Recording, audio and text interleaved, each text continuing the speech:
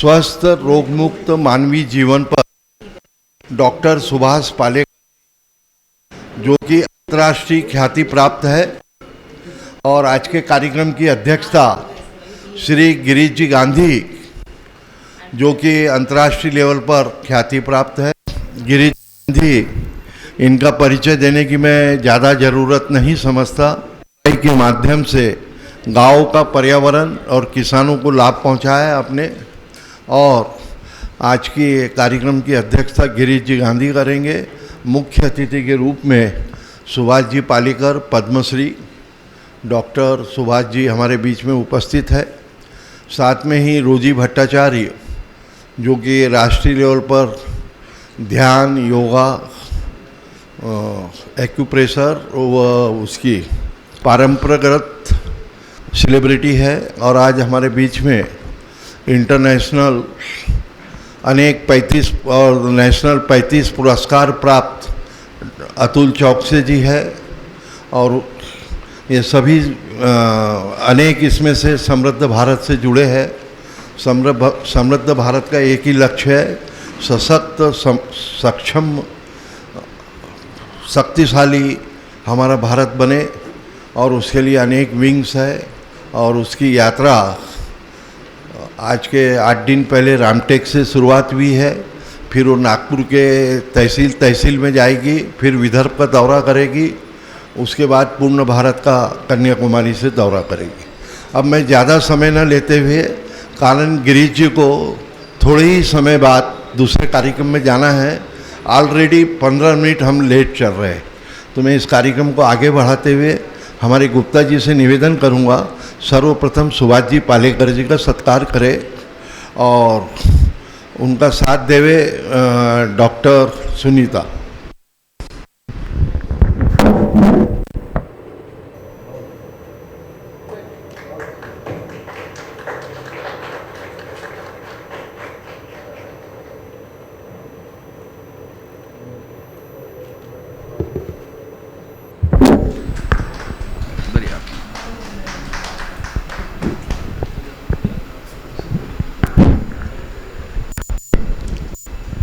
Hello,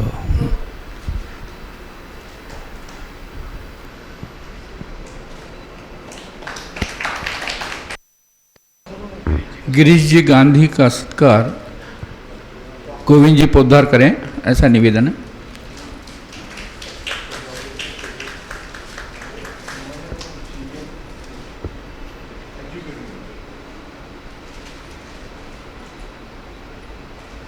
madam,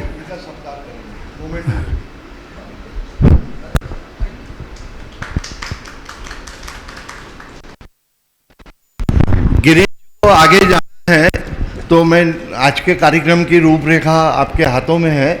आप मार्गदर्शन देके निकल जाएंगे। मैं निवेदन कर रहा हूँ, अतुल से मंच पे आ जावे। आज बड़े प्रसन्नता की बात है कि हमारे बीच में पद्मश्री आदरणीय सुभाष जी मौजूद है। आदरणीय सुभाष जी, भट्टाचार्य मैडम, आदरणीय गुप्ता जी, आदरणीय गोविंद बाबू, चौकसे जी, बिसानी जी, उपस्थित सभी भाइयों एवं बहनों, मेरे साथ आए हुए डॉक्टर किशोर बुटले जी, उपस्थित सभी भाइयों एवं बहनों, मुझे बड़ी खुशी की बात है कि कुछ वर्षों पहले मैं इस हॉस्पिटल में जब इसकी शुरुआती हो चुकी थी, लेकिन बड़े छोटी अवस्था में था। आज जब मैं यहाँ आया और सारी चीज़ें देखी, तो मुझे बहुत प्रसन्नता है कि इस शहर में एक अच्छे अस्पताल की बहुत अच्छा काम कर रहे हैं।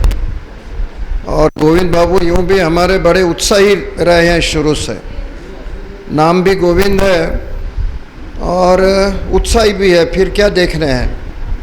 तो उनके नेतृत्व में हॉस्पिटल की प्रगति होनी है, इसलिए सबसे पहले मैं उनको तहे दिल से बधाई देता हूँ।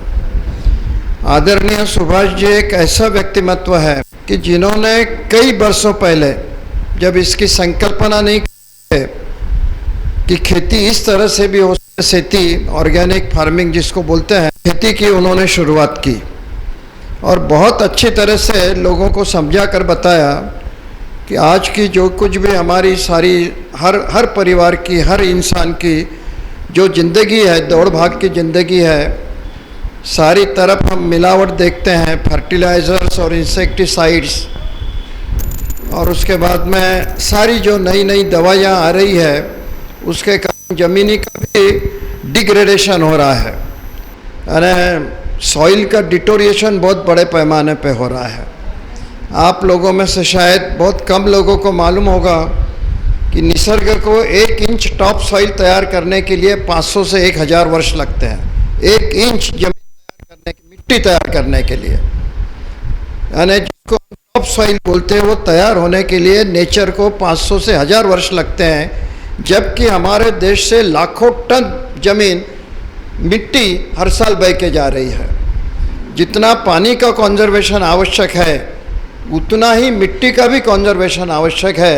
Soil of conservation and soil of water, ये दोनों चीज़ें बहुत महत्वपूर्ण है हमारे व्यक्ति के जीवन में। बाकी भौतिक सारी व्यवस्था हो सकती है हमारे देश में, अगर समझो अनाज उपलब्ध नहीं है, डीजल पेट्रोल नहीं है, तो इन सब की चीज़ों को हम इंपोर्ट कर सकते हैं। लेकिन हमारे देश में अगर समझो कल चलकर फसल उगाने के लिए मिट्टी नहीं रहे, पीने का पानी नहीं रहे, या सांस लेने के लिए अच्छी हवा नहीं रहे, तो क्या अवस्था होगी हम देख सकते हैं।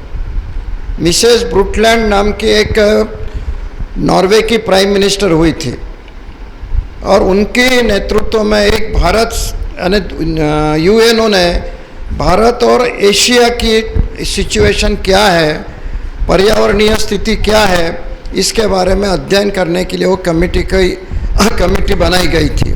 उसमें दुनिया के सारे इस क्षेत्र के जानकार मौजूद थे। उन्होंने उस वक्त बताया, राजीव गांधी प्राइम मिनिस्टर बनने के पहले वो रिपोर्ट आई थी, और उस वक्त उन्होंने बताया कि already process of desertation is started in India. First victim of that will be Maharashtra, second will be Rajasthan, third will be Madhya Pradesh, then Orissa, और इसके बाद एक एक जो है स्टेट, उसके लिए उसके सारे विक्टिम होने वाले हैं। और इसलिए पहली बार कैबिनेट मीटिंग में अनिल अग्रवाल करके काम किया करते थे इन्वायरमेंट के फील्ड में, जिन्होंने बहुत अच्छा काम किया है, तो उनको बुलाकर पर्यावरण के संदर्भ में सारी जानकारी उन्होंने दी थी। तो उसमें से जो कुछ महत्वपूर्ण घटक थे, एक ये भी था कि जो हम फूड खा रहे हैं उसमें आज पॉइजन कितना हो गया है। तो उस हिसाब से उस पृष्ठभूमि पे सारा इतिहास थोड़े में बताया मैंने। थोड़े में जानकारी इसलिए दी कि इस पृष्ठभूमि पर अगर आप देखेंगे तो सुभाष जी जो काम कर रहे हैं, जो उन्होंने दिशा दी है, वो बहुत महत्वपूर्ण है। यानी रोज़ जो हम सांस लेते हैं वो आज हवा भी प्रदूषित हुई है, जो अनाज हम खा रहे हैं वो भी प्रदूषित है। ऐसी अवस्था में ऑर्गेनिक फूड और उसके लिए खेती करना, ऑर्गेनिक खेती करना, इसका प्रचार और प्रसार सुभाष जी कर रहे हैं। मुझे याद है कि जब वो इसका प्रचार करते थे उसी समय मैंने भी नागपुर में बोलना शुरू किया था कि अगर पीने का पानी हम इसी तरह से वेस्ट करते रहे तो पीने का पानी परचेस करना पड़ेगा। और मेरा मखौल उड़ाया जाता था, उधर इनका मखौल उड़ाया जाता था और इधर मेरा मखौल उड़ाया जाता था। अटल बहादुर सिंह ने एक बार मुझे बोला, यार मेरी रिक्वेस्ट है तुमको, एक बार सभी कारपोरेटर्स के सामने बोलो ये सारी बातें जो तुम बाहर बोलते हो। उन्होंने मीटिंग बुलाई और वो सब, किसी का विश्वास ही नहीं बैठता था। आज अवस्था ऐसी है कि 1 लीटर पानी और 1 लीटर दूध की कीमत आप कंपैरिजन कर लो। पीने का पानी अब हमको और आगे इसकी किल्लत बढ़ने वाली है। इस साल की जो बारिश है, हमारे देश का कुल जो क्षेत्रफल है, जिसको हम total area of our country, ये 329 मिलियन हेक्टर है। और इन सारी स्थितियों में आज उसमें से आधी ज़मीन बंजर है। It is waste land, not only waste, we have wasted that land. तो ऐसा सब कुछ है, ये सारा माहौल है। इसलिए मैं सुभाष जी को तहे दिल से बधाई देता हूँ कि बहुत अच्छा उन्होंने अपने हाथ में लिया है। लेकिन गुजारिश मेरी आप सब लोगों से है कि ऑर्गेनिक खेती जब करते हैं तो उसमें से फसल का एवरेज जो है वो बताएंगे अपने भाषण में, उसमें थोड़ा कम होता है क्योंकि वो फर्टिलाइज़र नहीं देते, सब नेचुरल गोबर वगैरह खाद से बनती है आजकल, और बाकी के भी सब उसमें भी आ गए हैं। तो ऐसे ये इसमें खर्चा कम होता है लेकिन किसानों को फ़ायदेमंद है, उसका उत्पाद कम होता है। तो ये जो ऑर्गेनिक फसलें जो है वो थोड़ी महंगी होती है कंपैरेटिवली, उसकी खरीदी करने वाले आप लोग हो महानुभाव लोग। प्याज की कीमत अगर समझो 1 रुपया बढ़ गई तो आप लोगों को दुखी होते हो। उस किसानों के बारे में सोचो, प्याज लगता कितना हर परिवार में, 2-3 क्विंटल प्याज लगता हो, यानी 2-3 किलो प्याज महीने में लगता होगा। तो किसानों के भी प्रति सोचने की एक जिम्मेदारी आपकी है। वो फसलें उगाता है इसलिए आपको अनाज खाने को मिलता है, नहीं तो हमने दौर देखा है, मिलों का भी दौर देखा है। मिलों का भी दौर हमने हमारे देश में देखा है कि अमेरिका से जो वो हमारा करार हुआ था उसके अंतर्गत कैसे हमको गेहूं आता था, लाल उसको क्या बोलते थे, एक मिलो, हाँ। तो इसमें से हम पोजीशन से गए हैं। आज हमारे पास अनाज बहुत है, अच्छे तादाद में है, अच्छी डेवलपमेंट उसमें हुई है, लेकिन दिन ब दिन खेती कम हो रही है। अलग अलग प्रोजेक्ट्स के लिए खेती का वापर हो रहा है। तो जितनी हमारे पास खेती बची है उसमें हमको ये सब लोगों को अनाज देना है। वो जो किसान है, हम लोगों को सारी सुविधाएं मिलती है।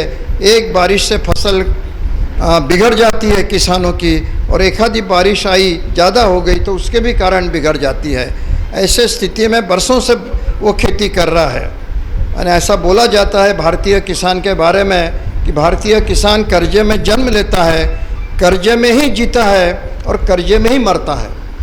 आज भी हालात ऐसे ही है, कम ज़्यादा। तो इसलिए मेरी गुजारिश है कि बड़े गौर से आप सुभाष जी को सुनिए। बहुत अच्छा काम किया, मैं आपकी सराहना करता हूँ कि उनको आपने निमंत्रित किया। एक उनके तरफ देखो कि किस तरह से उनका रहन सहन है।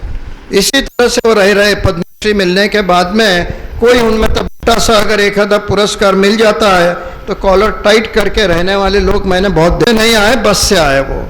तो ऐसा जीवन में आचरण करने वाला आदमी सुभाष जी है। मैं उनकी बहुत इज्जत करता हूँ। आज वो यहाँ आए। दूसरा विषय इन्होंने जो समृद्ध भारत का मुझे विस्तार से समझाया, बहुत अच्छा है। हमारा देश समृद्ध हो ये किसको नहीं लगेगा, लेकिन जहाँ वेलफेयर स्टेट आ जाती है, देश जितना समृद्ध होता है उस देश में रहने वाला हर आदमी भी समृद्ध होने को, ये उसके पीछे की महत्वपूर्ण भावना रहती है। क्योंकि हमने वेलफेयर स्टेट की कल्पना स्वीकार की है। हमारे यहाँ पे वेलफेयर स्टेट की हमारी कोई व्यापार करने वाली सरकार नहीं रहती, बनिया बुद्धि से सरकार नहीं चलाई जा सकती। वहाँ सोशल कमिटमेंट्स रहते हैं, गवर्नमेंट के अपने कन्विक्शंस होते हैं। कन्विक्शंस और सोशल कमिटमेंट्स के कारण सरकारें चलती हैं, किसी भी देश की हो। तो ये जो कमिटमेंट्स है, उस कमिटमेंट्स के प्रति भी देश समृद्ध होना जरूरी है। देश समृद्ध हो, दुनिया समृद्ध हो और उसमें रहने वाला हर इंसान समृद्ध हो, इस दिशा में हम सबको सोचना पड़ेगा। गोविंद बाबू ने बहुत अच्छा कार्य हाथ में लिया है, उनको मैं सारी शुभकामनाएं देता हूँ। विस्तार से कभी तो भी ज़रूर बोलूँगा, और मेरे लायक जो भी काम होगा देश के प्रति हम सबकी कुछ जिम्मेदारी रहती है। हमारे वैचारिक मतभेद हो सकते, मेरे भी है। मैं पक्का कांग्रेस के विचारों का हूँ, गांधी नेहरू को मानने वाला मैं हूँ, लेकिन इसका मतलब ये नहीं है कि हमारे प्रजातंत्र में दूसरे विचारों की हम अवहेलना करें। दूसरे भी विचार जो महत्वपूर्ण है उनको भी हमने स्वीकृति देने को होना। संघ के विचारों से कल्चरल एजेंडा के बारे में मेरे मतभेद हो सकते हैं, पर संघ ने जो सामाजिक कार्य का दायित्व निभाया है वो सराहनीय है। तो इसलिए हर आदमी के इसमें कुछ दोष होते हैं, वैसे हर आइडियोलॉजी में कम ज़्यादा बातें होती है। विस्तार से हमने ये देखने को होना कि प्रजातंत्र हमारा देश, हमारी देश की आत्मा है। प्रजातंत्र को संभाल कर और सर्वसमावेशक भूमिका लेकर हमको देश चलाना पड़ेगा, और नहीं तो हम देख रहे हैं कि हमारे देश की भी मानसिकता क्या है। जिनका इतिहास हमने शौर्य का इतिहास पढ़ा बचपने में किताबों में कि सिखों का इतिहास होगा, पंजाबियों का इतिहास होगा, वक्त आई तो खालिस्तान की डिमांड वहाँ हुई पंजाब में। तमिल वाले आज भी हमारे भारतीय संस्कृति से ये नहीं होते हैं। जैन धर्म वाले मेरे जितने भी भाई हैं उनको लगता है कि जैन धर्म हिंदू धर्म से अलग ही है करके। बहुत गौर से सारी बातें सोचिए कि इसलिए सर्वधर्म समावेशक की जो सारी कल्पना है उसको ही हमको भारत जैसे देश में हमको सम्मिलित करना पड़ेगा, और नहीं तो बड़ा मुश्किल होगा। इसलिए जो जो भी अच्छाइयाँ हैं, अलग अलग पॉलिटिकल पार्टीज में भी जो जो अच्छाइयाँ हैं उनको हमको स्वीकारना पड़ेगा।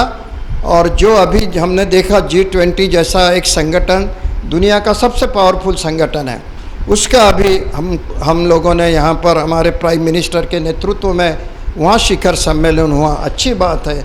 दुनिया में अगर हमारे देश की साख बढ़ती है तो किसको उसमें अभिमान नहीं होगा। कौन प्राइम मिनिस्टर है, किस पार्टी के प्राइम मिनिस्टर है, ये लोग तय करेंगे। जो लोग मैंडेट देंगे वो पार्टी सरकार में आएगी। सरकार पार्टी में आने के बाद में सरकार कैसी चलाई जाती है उस पर अंकुश रखने की जिम्मेदारी हर नागरिक की है प्रजातंत्र में, और उस हिसाब से हमने भी जिम्मेदार नागरिक करके रहने को होना। सारी चीज़ें सरकार पे छोड़कर काम बनने वाला नहीं है। एक आधा आदमी, सज्जन आदमी अगर बोलता है कि भाई सड़क क्यों गंदी करता है, तो वो उससे पूछता हूँ तेरे बाप की सड़क है क्या? कचरा डालने के लिए वो सबके बाप की सड़क रहती है और कचरा साफ करने के लिए किसी की नहीं रहती। ये जो हमारी मानसिकता आज़ादी के बाद में बढ़ी है, इसको भी हमको निकालना पड़ेगा। हम नागरिक करके हमारी जिम्मेदारी है। जब मैं दूसरों की तरफ उंगली बताता हूँ तो 4 उंगलियाँ मेरे तरफ पूछती है कि आपके बारे में क्या। कथनी और करनी में अंतर नहीं होने को होना। मैं अगर राजनीति में हूँ तो बाकी के राजनीति के क्या करते हैं उनसे मुझे क्या लेना देना है। मैं अगर राजनीति में हूँ तो मुझे गोबर खाना पसंद है कि नहीं है, इतना मैंने तय करना, मेरे तक सीमित। हर आदमी ने एक नैतिक आधार पर हमको अपने आप को सवाल पूछने को होना और उस अनुरूप अपने आप को बदलते रहने को होना, तो राष्ट्र समृद्धि होती है, समृद्ध भारत बन सकता है, समाज समृद्ध बन सकता है, नागरिक मजबूत हो सकते हैं, समृद्ध हो सकते हैं। इस दिशा में गोविंद बाबू आप जो पहल कर रहे हो, और आपके नाम में मैंने शुरू में ही बोला कि गोविंद है, आपका तो आशीर्वाद हमको होना, तो बहुत अच्छा काम है। मैं तहे दिल से बधाई देता हूँ गोविंद बाबू और उनके टीम को, सारे टीम को मैं बधाई देता हूँ। और सुभाष जी के मैं उनकी माफ़ी मांगता हूँ, क्योंकि मुझे भी उनका सुनने में बहुत इंटरेस्ट है, सुनना चाहता था मैं दिल से, और पहले से मैंने वो कार्यक्रम लेके रखा था। तुमचं नाव यांनी सांगितलं सुभाषजी म्हणून मी हो म्हणालो, येतो म्हटलं मी, कमीत कमी तुमचं दर्शन तरी होईल म्हणून मी आलो, कारण तो कार्यक्रम फार आधीपासून ठरला होता। और मैं माफ़ी मांगूंगा सुभाष जी की, आपसे इजाज़त लेता हूँ और धन्यवाद सबको। गांधी जी, हम 2 मिनट लेंगे। समृद्ध भारत की 95% कल्पना मैं आपको लिखा हुआ पन्ना दूंगा, वो आपने व्यक्त की। किसी ने कहा है दिल से दिल मिलता है, मन से मन मिलता है, और आज आवाज़ से आवाज़ मिली, ये हमारा सौभाग्य है। दौर की बात की गांधी जी ने, एक दौर था समृद्ध भारत का। आप इतिहास उठा के देखें, राम और कृष्ण का, बुद्ध और महावीर का। उसके बाद में हमारा संस्कारित भारत अशोका का चला। उसके बाद में हमारा देश गुलाम हुआ। उसके बाद में अंग्रेज़ों का गुलामी की। उसके बाद शहीद भगत सिंह, लाला लाजपत राय, अपने और भी बाल गंगाधर तिलक, उधर से घोष दादा बंगाल से, सुब्रमण्यम साउथ से, इन लोगों ने क्रांति का बिगुल बजा। उसके बाद में शहीद भगत सिंह, ऐसे अनेक हमारे क्रांतिकारी, अस्फुल्ला का कहाँ मैं नाम नहीं ले पा रहा हूँ। 1857 में रानी झांसीबाई और मंगल पांडे से ये बिगुल बजा। इसको क्रांतिकारियों ने आगे बढ़ाया। फिर महात्मा गांधी, सुभाष बोस, जयप्रकाश नारायण, गांधी, नेहरू, ऐसे अनेक नेताओं के नेतृत्व में देश की आज़ादी मिली। तो वो एक दौर आया। उसके बाद में कांग्रेस का दौर आया। उसके बाद में अभी मोदी जी का दौर चल रहा है। दौर आते रहेंगे, दौर चलते रहेंगे, दौर बीतते जाएंगे। जो हमारे देश के लिए करके जाएगा वो अमर रहेगा। वर्तमान में उसके कार्यों की समीक्षा वह मंत्री के जाने के बाद होती है। मैं ज़्यादा नहीं कहूँगा। अभी हमने कार्यक्रम की शुरुआत में बहुत बड़ी गलती की है। हम ओम के उच्चारण से हमारी रोज 1 मिनट, जो कि 7-8 भाषाओं की विद्वता में आपको कार्यक्रम को शुरुआत करें। देखिए, मैं रोज़ी भट्टाचार्य जी, बेसिकली मैं मणिपुर से बिलोंग करती हूँ। अभी जो हमने जो भी सुना उनके लिए मतलब मैं पॉलिटिशियन के बारे में मैं बहुत दूर दूर तक मैं ज्ञान नहीं रखती हूँ। फार्मिंग के बारे में थोड़ा बहुत ज़रूर ध्यान रखती हूँ, क्योंकि एक योगा ट्रेनर होने के कारण खान पान पर थोड़ा ध्यान देते हैं। तो अभी जैसे कि कहा कि हम लोग ने शुरुआत में कार्यक्रम का जो शुरुआत है हम लोग को ओम के उच्चारण से करना चाहिए। तो सबसे पहले आप लोग सीधे सीधे बैठेंगे, आंखें बंद करेंगे।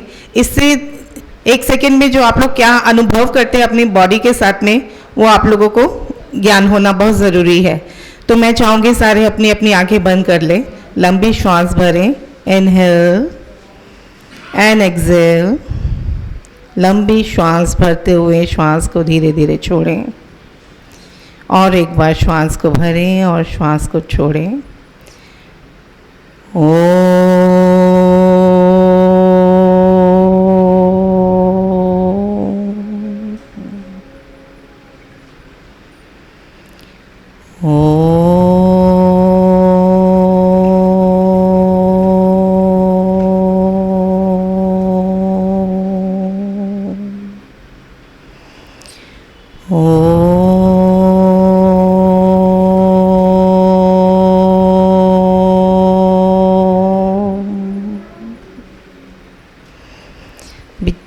दोनों हाथ को मिलाते हुए आंखों पर रब कर कर प्यार से आंखें खोलेंगे बहुत। उसके बाद जोर जोर से यहाँ उपस्थित जो हमारे बड़े बड़े दिग्गज लोग बैठे हैं उनके लिए जोर से तालियां एक बार, बहुत जोर से। अभी 2 काम हो गए हमारे। एक तो हमने ओम का उच्चारण करके अपनी एनर्जी को थोड़ा रेज कर लिया, चेहरे पर मुस्कुराहट ला ली। दूसरा, हमने तालियां बजाकर अपने ब्लड प्रेशर को नियंत्रण कर लिया। तो शुक्रिया, मैं आज इतना ही कहूँगी। अच्छा, 7 भाषाओं का ज्ञान जब भी मैं आती हूँ मुझे गोविंद जी जरूर बोलते हैं कि 7 भाषाओं का मैं बोलूं। देखिए, मैं मणिपुर में बड़ी हुई, इसलिए मुझे मणिपुरी बोलनी बहुत अच्छे से आती है। तो यहाँ उपस्थित हमारे जो लोग हैं उनके लिए अगर मैं मणिपुरी में कहूँगी तो अखोई की हॉस्पिटल दा लाकपा मयाम शिंदो, अखोई यम यम न नुंगाए, मतलब हमें बहुत हार्दिक प्रसन्नता है जो हमारे बीच में ये सारे लोग हैं। दूसरा, मैं फिर हिंदी में तो बोल ही रही हूँ, इंग्लिश में अगर कहें तो सबको ऑलमोस्ट आती है कि we welcome highly educated person over here in our hospital.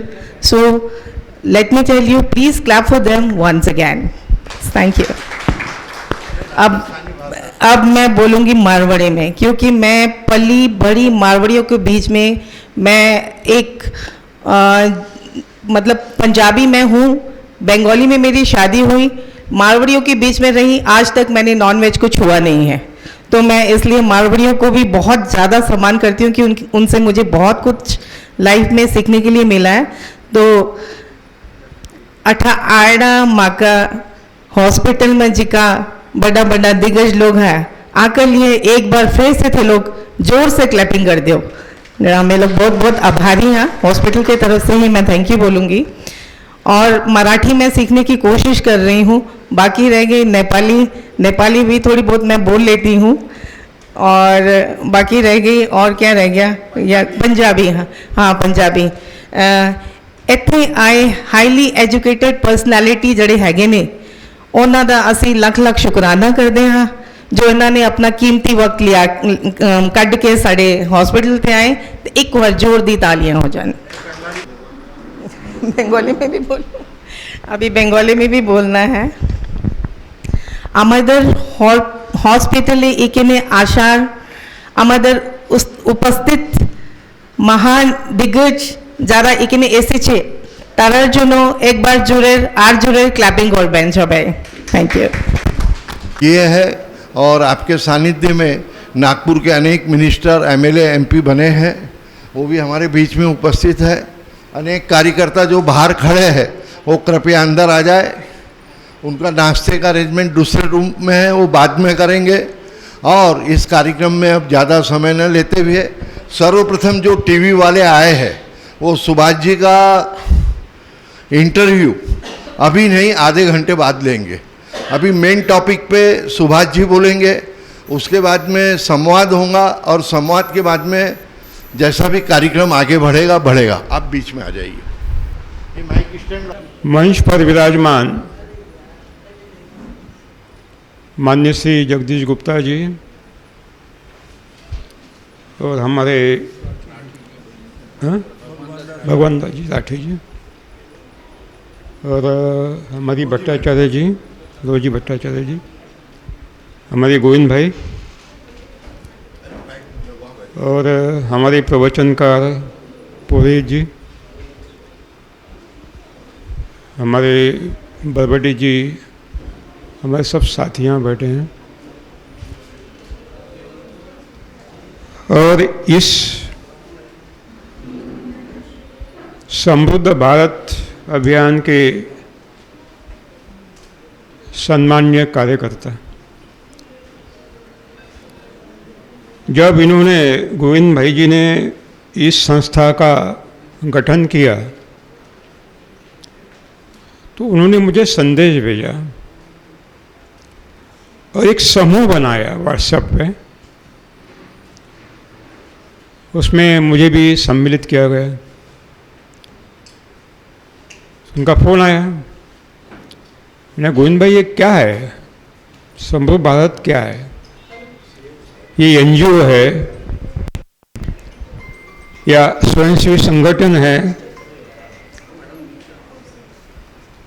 या सामाजिक संगठन है या ट्रस्ट है, ये विश्वस्त संस्था है? तो उन्होंने कहा ये एनजीओ है, गैर सरकारी संगठन है। उद्देश्य क्या है? ये समृद्ध भारत की संकल्पना आप किस तरह मुझे बता सकते हो? तो बोले गुरुजी अभी फोन पर इतना विशाल विषय बताना संभव नहीं होगा, क्योंकि आप भी व्यस्त रहते हैं, मैं भी व्यस्त रहता हूँ। लेकिन अगर आपका सौभाग्य नागपुर आने का हुआ तो हम विस्तार से इस बात को समझेंगे। ठीक है। तो मैंने कहा कि भाई ठीक है, आपके जो 10-20 लोग होंगे संगठन के, उनके साथ हम विस्तार से बात करते हैं। तो दिन निश्चित हुआ 10 तारीख, क्योंकि आज मेरे लिए यही संभव था, इसके आगे भी मैं व्यस्त हूँ। तो मुझे लगा था कि 10-12 लोग संगठन के बैठेंगे, चर्चा होगी और विचारों का आदान प्रदान होगा, विनिमय होगा और हम अवगत होंगे कि ये संस्था ये काम करने वाली है। तो इस अवसर का लाभ उठाते हुए गोविंद भाई ने थोड़ा इसको व्यापक रूप दे दिया, एक बड़ी मीटिंग लेने का सोचा और आज आपके सामने मैं प्रस्तुत हूँ। माननीय गिरीश गांधी जी ने जो कुछ बताया सब गलत था, सब झूठ था। दोष उनका नहीं है, दोष उनका नहीं है कि उन तक सच्चाई पहुंची भी नहीं। ये जो दूरी है हम लोगों के बीच में, ये बहुत खतरनाक है। गिरीश गांधी जी को अगर 10,000 लोग सुनते हैं तो गलत संदेश पहुंचता है उन तक। और मेरी प्रतिमा भी ऑर्गेनिक फार्मिंग की चली जाती है, बल्कि वो बहुत खतरनाक, मैं बहुत घोर विरोधी हूँ उसका। ये गैप नहीं होना चाहिए। देखिए, यहाँ गोविंद भाई ने एक बहुत बड़ा अस्पताल बनाया है, दवाखाना है। किसी ने बाहर बोर्ड देखा है कि इस दवाखाने में केवल कांग्रेस पार्टी के ही लोग आएंगे, कम्युनिस्ट नहीं आएंगे, बीजेपी वाले नहीं आएंगे, शिवसेना वाले नहीं आएंगे? लगा है? नहीं लगा। सबके लिए खुला है मंदिरों में। यहाँ कोई हिंदू ही आएगा, मुसलमान नहीं आएगा, क्रिश्चियन आएगा, ऐसा कुछ है? नहीं है। इसका मतलब है सामाजिक उन्नयन में जो भी काम करना चाहते हैं वो किसी धर्म का काम नहीं होता है, पार्टी का काम नहीं होता है, विचारधारा का काम नहीं होता है। वो सर्वधर्म समभाव, सर्व जाति सर्व पंथ सभी विचारधारा को लेकर आगे बढ़ते हैं, क्योंकि समस्या सबकी एक ही है, समस्या कोई अलग अलग नहीं है। चाहे हिंदू हो या मुसलमान, क्रिश्चियन हो या बौद्ध, जैन, वो मानव है, समस्या तो एक ही है ना। समस्या अलग होती है क्या? और सबकी समस्या एक है तो समाधान तो एक ही होगा, अलग कैसे हो सकता है? हिंदू का समाधान अलग हो सकता है, बुद्ध का अलग हो, ऐसा कोई है क्या? नहीं। इसलिए मानव को दो लोगों ने बांट दिया। एक है राजनीति, समूह में विभाजन कर दिया, और दूसरा है अधर्म। मैं धर्म नहीं कर रहा हूं, अधर्म कर रहा हूं। वो एक दूसरे से दूर ले जा रहे हैं। हमारा विषय राजनीति का नहीं है और अधर्म का नहीं है। हमारा विषय है, हमारे संविधान ने हमें जीने का अधिकार दिया है, बल्कि जब कोई बच्चा जन्म होता है ईश्वर उसको भी अधिकार देता है, तुझे 100 साल जीना है, बिना रोग बिना व्याधि जीना है। लेकिन वो हमारा जन्म सिद्ध अधिकार हमसे छीन लिया गया है। और आज घर घर में मधुमेह के रुग्ण हैं, डायबिटीज के, कर्क रोग, कैंसर के रुग्ण हैं, दिल की बीमारियों के रुग्ण हैं, उच्च रक्तचाप, हाई ब्लड प्रेशर के रुग्ण हैं। ऐसा एक भी नहीं है जो गोली खाकर नहीं जी रहा है, एक भी नहीं है। गोविंद भाई, आप भी गोलियां खाते हो रोज। गली गली में अस्पताल खुले हैं, हर अस्पताल में भीड़ लगी है। कहते हैं अस्पताल की संख्या बढ़ना विकास है। ये सृजन है, it is A smelling, it is not a development. Naturopathic भी अस्पताल नहीं होना चाहिए। किस जानवर का अस्पताल है, किस पंछी का अस्पताल है नेचुरोपैथी का, मुझे बताओ। यह अस्पताल जो हमारे दिमाग में है वही जड़ है। एक अस्पताल में खड़ा होकर मैं बता रहा हूं, माफ कीजिएगा। जब ईश्वर ने हमारे जन्म के समय हमारा शरीर हमें दिया, कितना सुनियोजित, सुनियंत्रित है, सुगठित है। शरीर का एक एक अवयव अपने जगह पर काम कर रहा है। उस गतिविधियों में जीवाणु, 3 प्रकार के जीवाणु है। अच्छे जीवाणु, गुड बैक्टीरिया, तटस्थ जीवाणु, इंटरमीडिएट बैक्टीरिया, और रोगाणु, बैड बैक्टीरिया। ये सारे काम कर रहे हैं, एंजाइम्स काम कर रहे हैं, प्राण शक्ति काम कर रही है, वाइटल पावर। प्राण वायु अपना काम कर रहा है और हमारा रक्त हमारा काम कर रहा है। इतना सुनियंत्रित सुगठित ये मानवीय शरीर ईश्वर ने भेजा है, एक भी फॉल्ट दिखाइए उसमें, एक भी दिखाइए किसमें कोई गड़बड़ है। Perfect perfect. अगर ईश्वर ने ये शरीर हमको दोष मुक्त दिया है तो दोष कहां से आ गए? ये कर्करोग कहां से आ गए? वो तो भगवान ने नहीं दिया। ये मधुमेह कहां से आ गए? वो तो भगवान ने नहीं दिया। ये उच्च रक्तचाप कहां से आ गया? High blood pressure. ये दिल की बीमारियां कहां से आ गई? ये राजयक्ष्मा कहां से आ गया? ट्यूबरकुलोसिस। इसका मतलब है ये सारी बीमारियां ईश्वर की देन नहीं है, ये हमारी ही कर्तृत्व है, मानव निर्मित है, ईश्वर निर्मित नहीं है।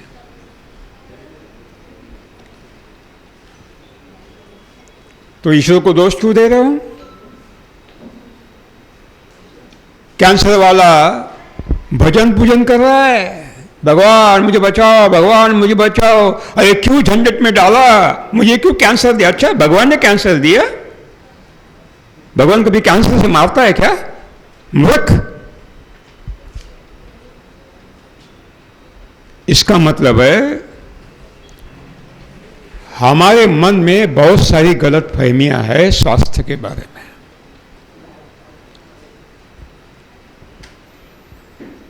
ये दोष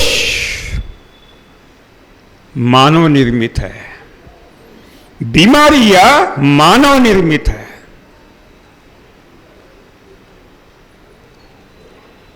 ईश्वर ने हमारे जन्म के समय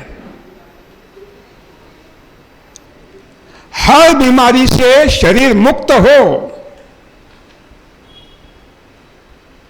अगर बीमारी निर्माण करने वाला जंतु हमारे शरीर में जाता है, वो उसका विनाश हो तुरंत, वो शरीर में कार्यान्वित न हो। इसलिए ईश्वर ने हमें एक बहुत बढ़िया वरदान दिया है, दैट इज इनेट इम्यूनिटी, रोग प्रतिरोधक क्षमता। जिसके शरीर में रोग प्रतिरोधक क्षमता है वो बीमारी मुक्त है। जिसके शरीर में रोग प्रतिरोधक क्षमता नहीं है वो बीमार है। और दुनिया में ऐसी एक व्यवस्था है, विश्वव्यापी शोषणकारी सुनियोजित सुनियंत्रित व्यवस्था, जो चाहती है कि मानव के शरीर में भगवान ने जो रोग प्रतिरोध शक्ति दी है वो काम न करे, वो कमजोर हो जाए, ताकि वो बीमार पड़े। बीमार पड़ने के बाद उसको गोलियां खरीदना ही पड़ेगा, आईसीयू में जाना ही पड़ेगा, दवा लेनी ही पड़ेगी। और जब उसकी जेब कटेगी तो वो पैसा हमारे पास आएगा। कौन बोल रहा है? एक विश्वव्यापी शोषणकारी महाव्यवस्था। कोरोना उसका एक उदाहरण है। Is a pre plan conspiracy, openly I said.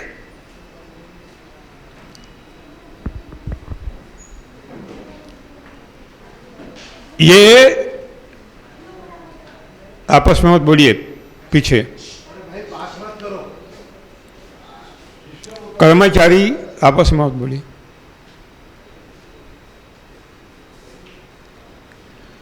अगर भगवान ने रोग मुक्त जीवन जीने के लिए हमारे पास एक अद्भुत वरदान दिया है, उपजत प्रतिरोध शक्ति, innate immunity,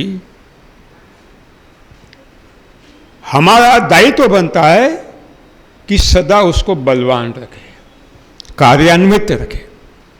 it should be dominant and active. लेकिन हमारी दैनंदिन गतिविधियां से उसको कमजोर करने में हम लगे हैं। सुबह से रात को सोने तक हम उसको कमजोर कहते रहते हैं, तो बीमारी तो आना ही है, बीमार होना ही है।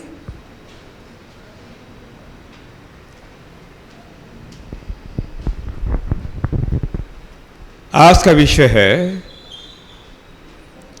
हमारी ईश्वर देय रोग प्रतिरोध शक्ति को सदा के लिए बलवान कैसे रखें।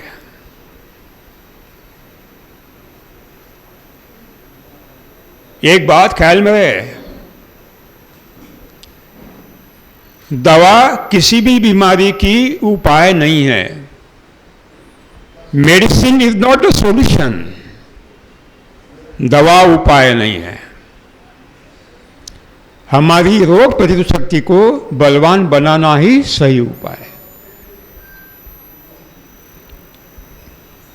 तो हम क्या कर सकते हैं? बहुत कुछ कर सकते हैं, बहुत कुछ।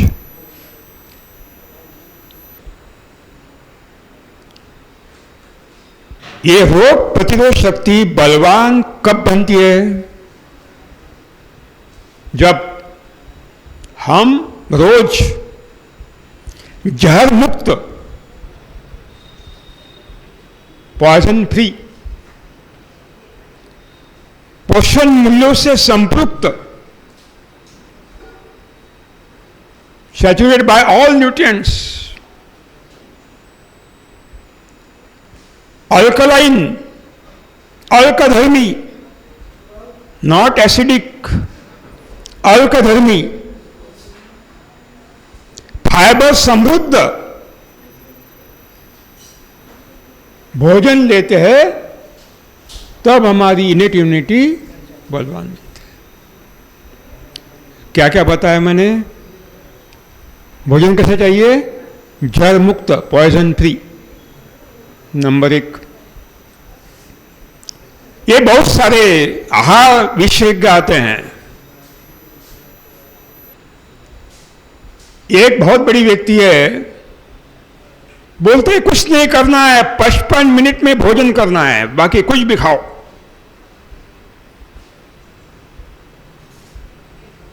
एक बोलता है केवल फल ही खाओ, बाकी कुछ खाना ही नहीं है।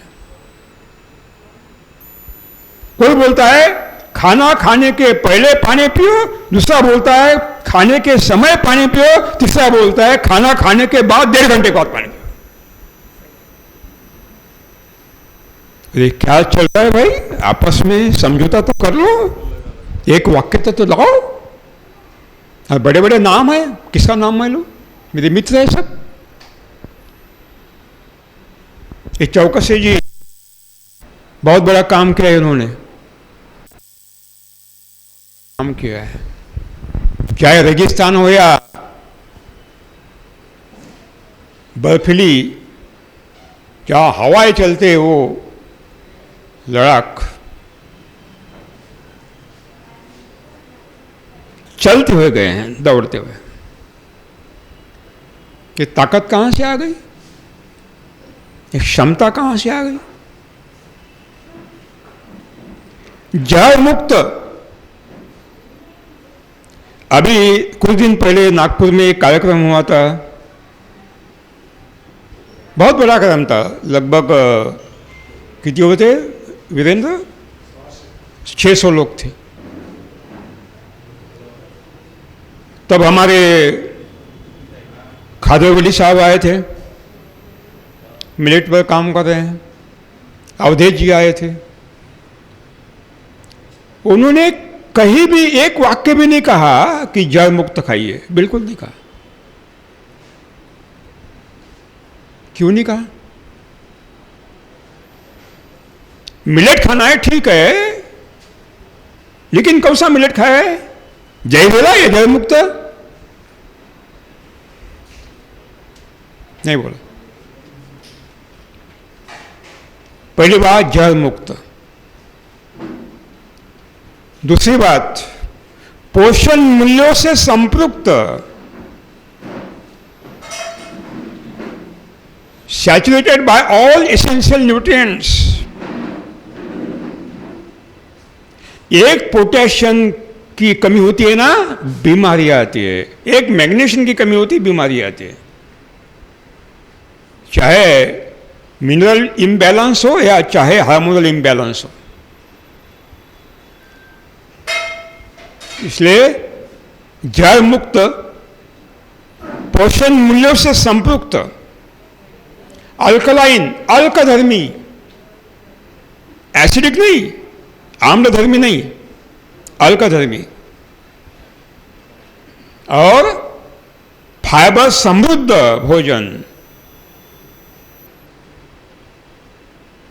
केवल इतने से नहीं चलेगा। कौन सा भोजन चाहिए? शाकाहारी भोजन चाहिए। तब कहीं आपकी इनेट इम्यूनिटी मजबूत रहेगी, बलवान। मैं आपको एक सवाल पूछूंगा सबको। आप में से शाकाहारी कौन कौन है? हाथ ऊपर करिए।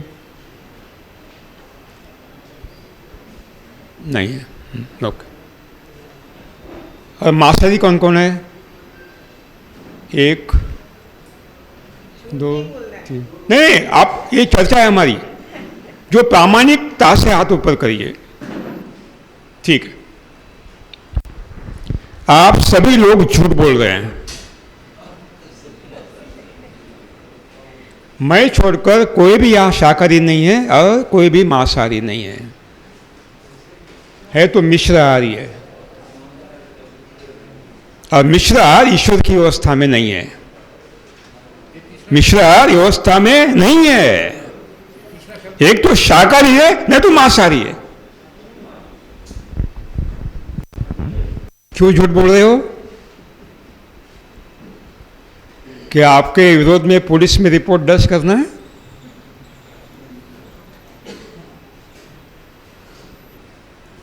आपका अपराध नहीं है, आपका दोष नहीं, क्योंकि मालूम भी नहीं है।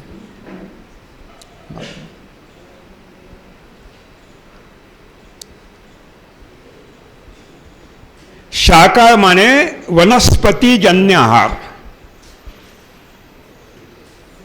Plant based food is a vegetarian food. प्राणीजन्य आहार शाकाहार नहीं है। प्राणीजन्य आहार शाकाहार नहीं है। गौ माता चरती है, भैंस चरती है, घोड़ा चरता है, गधा चरता है, हाथी चरता है, ऊंट चरता है। ये कौन सी प्राणी है? बढ़ जाइए प्लीज।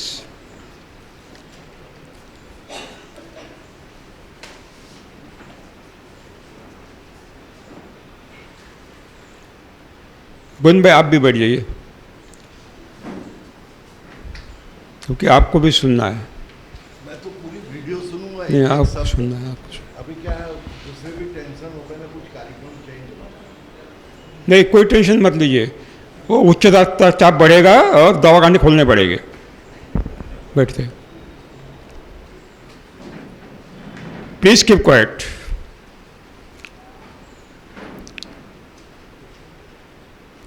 ईश्वर ने जब प्रकृति का गठन किया, अर्थात प्रकृति ईश्वर निर्मित है, मानव निर्मित नहीं है। पहले प्रकृति आई और बाद में मानव आया। भोजन की अवस्था पहले, बाद में भोजन वाला। और जब प्रकृति की निर्मित की तो कुछ कानून बनाए हैं।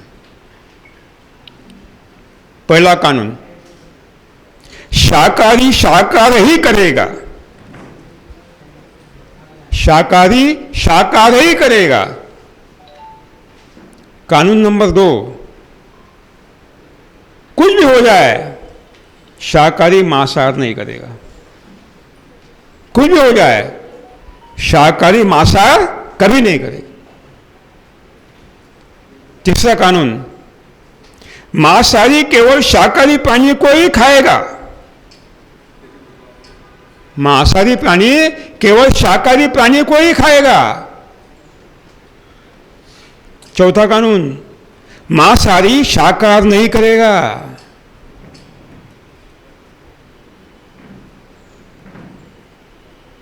और पांचवा कानून, एक मांसाहारी दूसरे मांसाहारी को नहीं खाएगा। आप इस व्यवस्था का, ईश्वरीय व्यवस्था का अभ्यास करें, आपके सामने सत्य प्रस्तुत हो जाएगा। एक गौ माता, घोड़े, बैल, हाथी, गधे, घोड़े, शाकाहारी प्राणी जब चरते हैं क्या खाते हैं? केवल घास खाते हैं। वो घास पर कीटक होते हैं, अपने नाक से श्वास छोड़ते हैं, कीटों को भगा देते हैं, बाद में घास खाते हैं। शुद्ध शाकाहारी है। गौ माता के सामने मांस की राख लगा दे, खाने को घास न दे, भूखे पेट मृत्यु को स्वीकार करेगी लेकिन मांस को स्पर्श नहीं करेगी। सही बात है, गलत है? ईश्वर के कानून का 100% पालन है।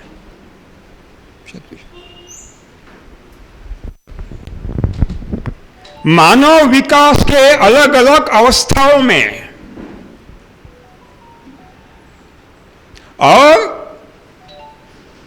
मानव निर्माण के पहले अवस्था में एप यानी बंदर का पूर्वज और मानव का पूर्वज एक ही था। ये सप्रमाण वैज्ञानिक स्तर पर सिद्ध हुआ है। आशंका लेने की बिल्कुल आवश्यकता नहीं है। जिस मां के कोख में 2 बच्चे पैदा हुए, एक मानव और एक बंदर, वो बंदर आज भी शाकाहारी है। मानव शाकाहारी है। छोटे बच्चे के पास मांस की राख लगा दे और या रोटी लगा दे, वो मांस को स्पर्श नहीं करेगा, रोटी खाएगा। ये इंस्पिरेशन कहां से आ गया? जब गौ माता जनती है, बच्चा बाहर निकलता है, थोड़ी देर में कूदने लगता है और अपने आपको बताना नहीं पड़ता, माता को नहीं बताना पड़ता, अपने आप मां के स्तन के पास जाता है, दूध पीने लगता है। ये किसने सिखाया? कोई कॉलेज है? सिलेबस है? इसका मतलब है जन्म के समय दिन ये सुबह से लेकर रात तक और अंतिम श्वास तक क्या क्या करना है, ये सब आपके पास में सिलेबस भेज दिया ईश्वर ने। उसके अनुसार सब चलता है।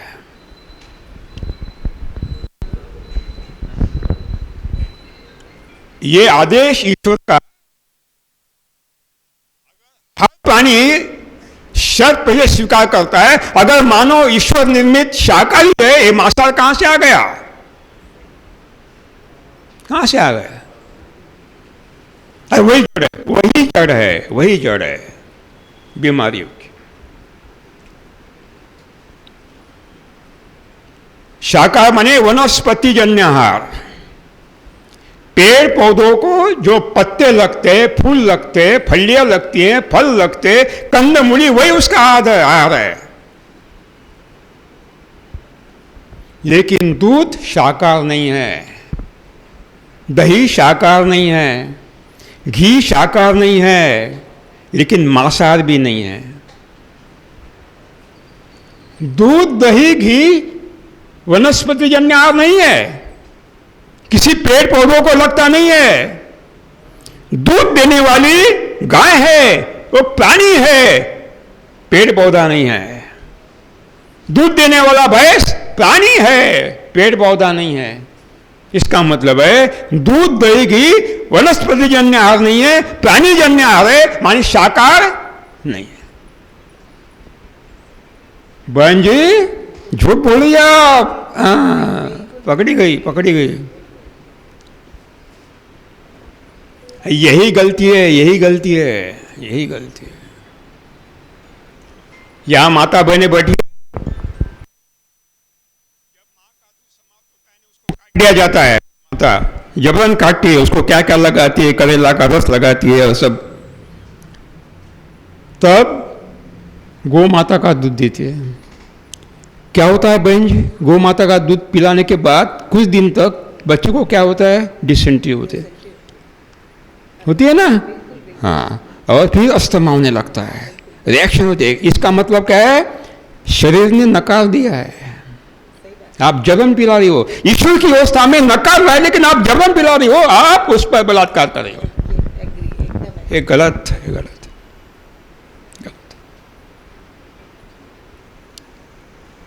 इसका मतलब है ईश्वर ने शाकाहारी मानव को केवल शाकाहार करने के लिए भेजा है, मांसाहार या मिश्राहार करने के लिए भेजा नहीं।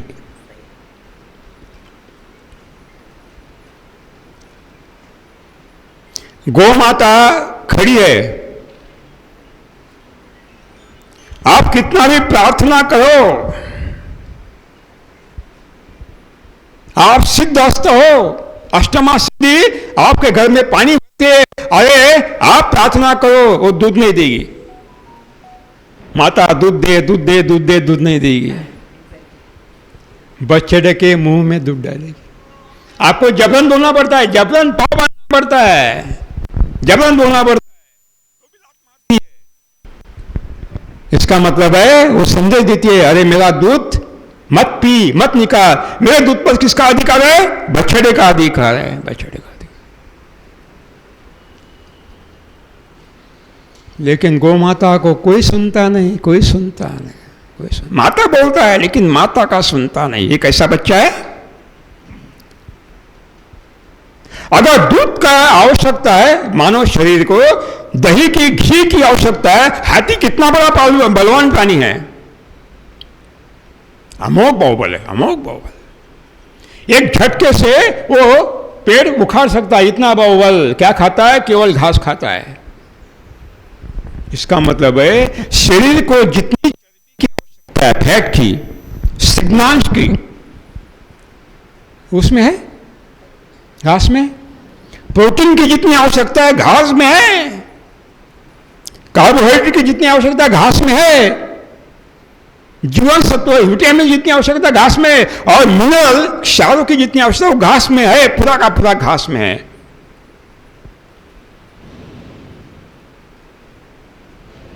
इसका अर्थ है कि अगर हम शाकाहारी भोजन लेते तो हमें बाहर से कुछ भी लेने की आवश्यकता, no supplement at all, no supplement at all. हमारी रोग प्रतिरोधक शक्ति को बलवान रखना है तो पहला संकल्प लेना पड़ेगा, नास्तिकता नहीं फैलाना है, दूध पीना बंद करना है, दही खाना बंद करना है और घी खाना बंद करना है। तो गौशाला में बोलेंगे भाई ये क्या कर रहे हो वाले गुरु, हमारी गौशाला बंद हो जाएगी? बिल्कुल नहीं होगी, बिल्कुल नहीं होगी। बांट दो गाय को, किसान मांग रहा है, बांट दो।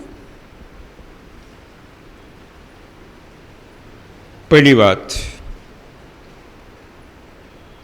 मां अपने बच्चों को दूध पिलाते हैं, जरा उसका परीक्षण देखो,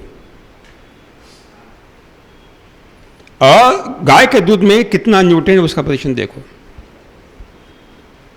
आपको मालूम पड़ेगा कि गाय का बछड़ा बहुत बड़ा होता है, बच्चा 2.5 किलो का छोटा होता है। छोटे बच्चे की मिनरल की आवश्यकता, प्रोटीन की आवश्यकता बहुत कम होती है, और बछड़े की ज्यादा होती है। वो बछड़े को ज्यादा होने वाला आप उसको खिला रहे हो, इसका मतलब इम्बैलेंस कर रहे हो, इम्बैलेंस कर रहे हो, असंतुलन कर रहे हो। बीमार तो होना ही बच्चा, और बच्चों के हॉस्पिटल खुलना ही है गली गली में। बच्चों का अधिकार तो आपने खो दिया, लेकिन जीने का अधिकार भी उसको नहीं दे रही हो। इसका अर्थ है शुरुआत हमें वहां से करना पड़ेगा कि हमें शुद्ध शाकाहारी करना। मांसाहारी शेर शुद्ध मांसाहारी है, उसके सामने घास की रास लगा दो, खाने को मांस न दो, भूखे पेट मृत्यु को स्वीकार करेगा लेकिन घास नहीं खाएगा। शुद्ध मांसाहारी है। इसका अर्थ है ईश्वर के व्यवस्था में दो ही प्राणी है, एक तो शाकाहारी है नहीं तो मांसाहारी है, मिश्राहारी नहीं है। इसका मतलब है मिश्राहारी मानो ईश्वर को मान्य नहीं है। इसका मतलब है ये मिश्राहारी आध्यात्मिक हो ही नहीं सकता, नास्तिक है, पाखंडी है। माफ कीजिएगा, माफ कीजिएगा।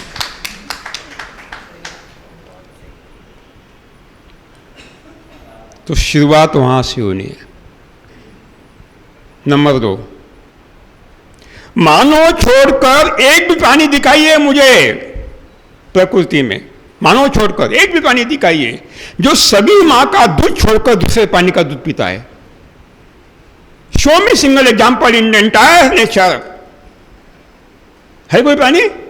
इसका मतलब है ईश्वर का आदेश है, संविधान है कि मां का ही दूध पीना है, दूसरे प्राणी का दूध पीना नहीं है।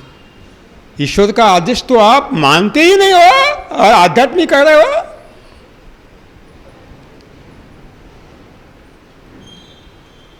जड़ कहीं तो भी हिल रही है मानव के अस्तित्व की।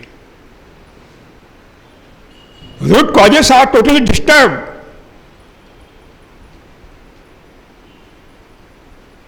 इसका अर्थ है आपको ये अभी से तय करना पड़ेगा। और दूसरा सवाल आता है कि भाई गुरुजी हमारी गाय तो 20 लीटर 25 लीटर दूध देती है, तो उसका क्या करेंगे? इसका भी जवाब है। एक गिर सौराष्ट्र की, एक थारपारकर राजस्थान की, एक राठी राजस्थान की, एक साहिवाल पंजाब की, एक सिंध प्रांत की रेड सिंधी 20-25 लीटर दूध देने वाली आज भी है। आज जब मानव नहीं था इस धरातल पर तब भी थी। जब मानव धरातल पर नहीं आया था तब भी ये गाय थी, बाद में मानव आया। तब यही साहिवाल थी, यही रेड सिंधी थी, गिर थी। बछड़ों को कितना दूध देती थी? 25 लीटर पिलाती थी? बिल्कुल नहीं, 2 लीटर। इसका मतलब है तब कितना दूध देती थी? 2 लीटर देती थी। आज 25 लीटर क्यों दे रही है? क्योंकि आपको उसने ज्यादा दूध देने के लिए बाध्य किया, बाध्य किया। देखिए गाय को क्या क्या खिलाते हैं, भैंस को क्या क्या खिलाते हैं दूध देने के लिए? हाँ, ये खलिया खिलाते हैं, ऊपर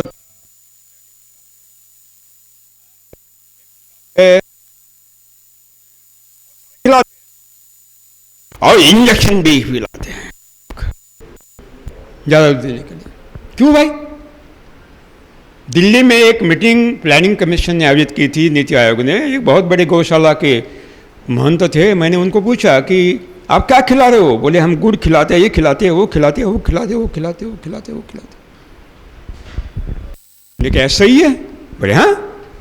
अब मुझे बताइए गाय का भोजन क्या है? घास है। ये गुड़ कहाँ से आ गए? ये खल्ली कहाँ से आ गई? कहाँ से आ गई ये? अत्याचार करे वो माता पर, क्यों उसका खाद्य नहीं उसको खिला रहे हो? क्यों? ज्यादा दूध देती है। इसका मतलब है या ज्यादा दूध उसकी अनुवांशिक क्षमता नहीं है। काय का परिणाम है? ये जो आप खिलाते हो ना उसका परिणाम, उसका परिणाम। दूध की नदियां बह रही हैं, इतनी नदियां कि अभी जो पूर्णिमा आती है, शरद पूर्णिमा, क्या बोलते हैं उसको? कोजागिरी। और दशहरा दिवाली के दिन इतना दूध, अरे दूध की नदियां बहती है। कहां से आ रहा है ये 3 दिन क्या गाय ज्यादा स्पेशल दूध देने लगती है? कहां से आ गया?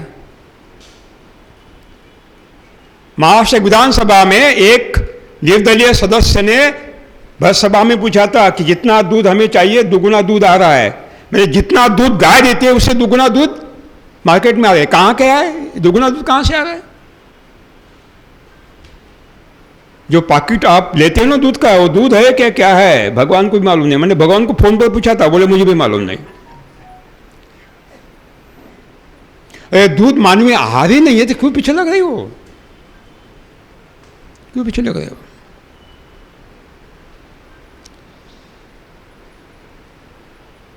जब ज्यादा दूध देने वाली गाय किसान पालता है और जो चारा खिलाता है उस चारा के पाचन के उपरांत जो ऊर्जा मिलती है, अधिकांश ऊर्जा का उपयोग दूध निर्मित में और बच्चे को पालन में खर्च होता है। परिणाम स्वरूप ये गाय का गोबर और गौमूत्र में कम ऊर्जा मिलती है तो वो काम का नहीं होता। उसमें उतनी जीवाणु की संख्या नहीं होती, पोषण मूल्य नहीं होते। लेकिन जो गाय दूध नहीं देती, बूढ़ी है,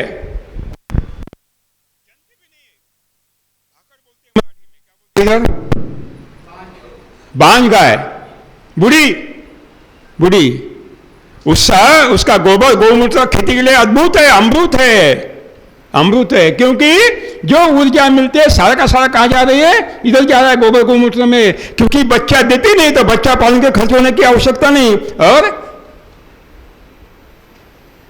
दूध निर्मित की आवश्यकता नहीं। कसाई खाने जो भी गाय जा रही है उसको लाओ, खरीदो, खेती के लिए सबसे अच्छी है, ज्यादा दूध देने वाले अच्छे नहीं है मेरे ख्याल में। अर्थात नंबर 1, अगर आपकी रोग प्रतिरोध शक्ति को बलवान रखना है तो पहला संकल्प आज ही लेना पड़ेगा। मैं दूध नहीं पीऊंगा, मैं दही नहीं खाऊंगा, मैं घी नहीं खाऊंगा। हाथी को आवश्यकता नहीं तो हमें आवश्यकता है। तो दूसरा एक सवाल आता है, ICR न्यू दिल्ली में एक सेमिनार में एक बहुत बड़े वैज्ञानिक थे, उन्होंने पूछा कि पालेकर साहब आप ऐसा बोल रहे हो तो फिर हमारे शरीर में तो जीवाणु की लैक्टोबैसिलस की आवश्यकता है, अच्छे जीवाणु की आवश्यकता है, वो कैसे प्राप्त हो गए? इसलिए तो छाछ पीना ही पड़ेगा, दही खाना ही पड़ेगा। मैंने कहा मान्यवर, ईश्वर हमको जन्म देता है उसी समय हमारे स्पाइनल कॉर्ड में, क्या बोलते हैं स्पाइनल कॉर्ड को, रीढ़ में सभी तरह के जीवाणु पहले ही दे देते हैं।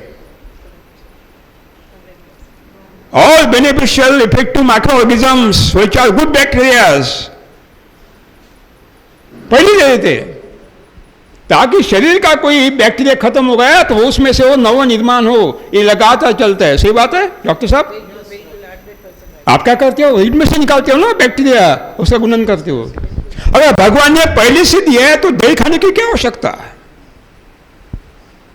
ये बाहर का क्यों? क्योंकि शरीर एक काम करता है। कोई भी शरीर, मानव का हो, वनस्पति का हो, प्राणी का हो, शरीर बाह्य वस्तु को स्वीकार नहीं करता। ख्याल में रखे, कोई भी शरीर बाह्य वस्तु को चाहे मानव निर्मित हो स्वीकार नहीं करता, तुरंत उसका क्या करता है? त्याग करता है। ये जो जीवाणु आप छाछ के माध्यम से, दही के माध्यम से डाल रहे हो, वो बाह्य है, बाहर के है, अंदर के नहीं है। अंदर तो पहले ही है, घर तो रसोई है, ये होटल का डब्बा क्यों? इसका मतलब है छाछ पीना ही चाहिए, दही खाना ही चाहिए, ये भी गलत है, ये भी गलत है। हमारा रक्त माननीय श्री गडकरी जी का विषय है, क्योंकि ये परिवहन संस्था है, ट्रांसपोर्टेशन है, रोड है, रोड। ये रक्त क्या काम करता है? हमारे शरीर में 1000 करोड़, 1000 लाख करोड़, 1000 ट्रिलियन जीवाणु होते हैं। कितने? 1000 लाख करोड़, 1000 ट्रिलियन जीवाणु होते हैं। यानी 1000 के सामने 12 शून्य। कितने शून्य? और ये जीवाणु में 3 प्रकार के जीवाणु होते हैं। एक अच्छे जीवाणु, गुड बैक्टीरिया, दूसरा होता है इंटरमीडिएट, और तीसरा बैड बैक्टीरिया, पैथोजेनिक बैक्टीरिया।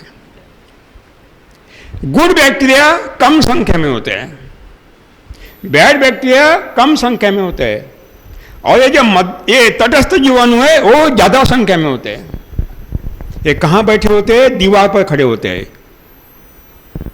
दीवार पर, इंडिपेंडेंट एमएलए जैसे। सत्ता उधर है क्या, उधर छलांग लगाते हैं, इधर छलांग लगाते हैं। इंटरमीडिएट बैक्टीरिया वही करते हैं, गुड बैक्टीरिया की संख्या बढ़ गई तो उधर मिल जाते हैं, घोषित करते हैं कि मैं गुड बैक्टीरिया बन गया हूं। अगर बैड बैक्टीरिया की संख्या बढ़ती तो जाते हैं, वो बोलते हैं हम बैड बैक्टीरिया बन गए। ये जीवाणु 1000 लाख करोड़ की बहुत बड़ी भूमिका है हमारे शरीर में। और हमारे आंत में, आंत माने हमारा रसोई है, संपर्क घर है, इंटेस्टाइन। ये हमारे आंत में 60 लाख करोड़ कोशिकाएं हैं, 60 लाख करोड़, 60 ट्रिलियन कोशिकाएं। इनमें 70% रोग प्रतिरोध शक्ति देने वाली कोशिकाएं हैं, इम्यून सेल्स बोलते हैं उसको। कितना? 70%। ये जो कोशिका है 60 लाख करोड़, इनको अपने दैनंदिन गतिविधियों के शरीर वृद्धि के लिए प्राण शक्ति, ये वाइटल पावर, प्राण शक्ति देने का काम रक्त करता है। प्राण वायु चाहिए, क्या करता है रक्त? प्राण वायु की आपूर्ति करता है। जीवन सत्व उपलब्ध करता है, उनको चाहिए मिनरल्स, खनिज द्रव्य उपलब्ध करता है, उनको फैट चाहिए उपलब्ध करता है, अमीनो एसिड चाहिए, 20 में से एसेंशियल अमीनो एसिड्स 11 है, वो भी उपलब्ध करता है। साथ में कार्बोहाइड्रेट भी उपलब्ध करता है, जो भी चाहिए सब कुछ उपलब्ध करता है। कौन करता है? रक्त। यानी गडकरी जी का विषय, ट्रांसपोर्ट रोड अच्छे बना दो। लेकिन उनको जो आवश्यक है सब तत्वों की आपूर्ति करने वाला रक्त कब काम करता है? जब वो अल्कलाइन है तब करता है। आम्लधर्मी नहीं है, अल्कधर्मी है तब करता है। क्योंकि रक्त अल्कधर्मी है, अल्कलाइन है, एसिडिक नहीं है, आम्लधर्मी नहीं है। रक्त का आम्ल विम्ल निर्देशांक 7.4 है, पीएच वैल्यू 7.4 है। इसका मतलब है रक्त विम्ल धर्मी है, आम्ल धर्मी है। इसका अर्थ है हमारे रक्त को केवल विम्ल धर्मीय अल्कलाइन ही भोजन चाहिए, आम्ल धर्मीय नहीं चाहिए। समझ में आ रहा है विषय? हमारे शरीर को, रक्त को क्या चाहिए? विम्ल धर्मीय अल्कलाइन भोजन चाहिए, विम्ल आम्ल धर्मीय नहीं चाहिए, एसिडिक नहीं चाहिए। जब आप एसिडिक खाते हो, आम्लधर्मी भोजन खाते हो, रक्त आम्लधर्मी बनता है तो काम करना बंद करता है।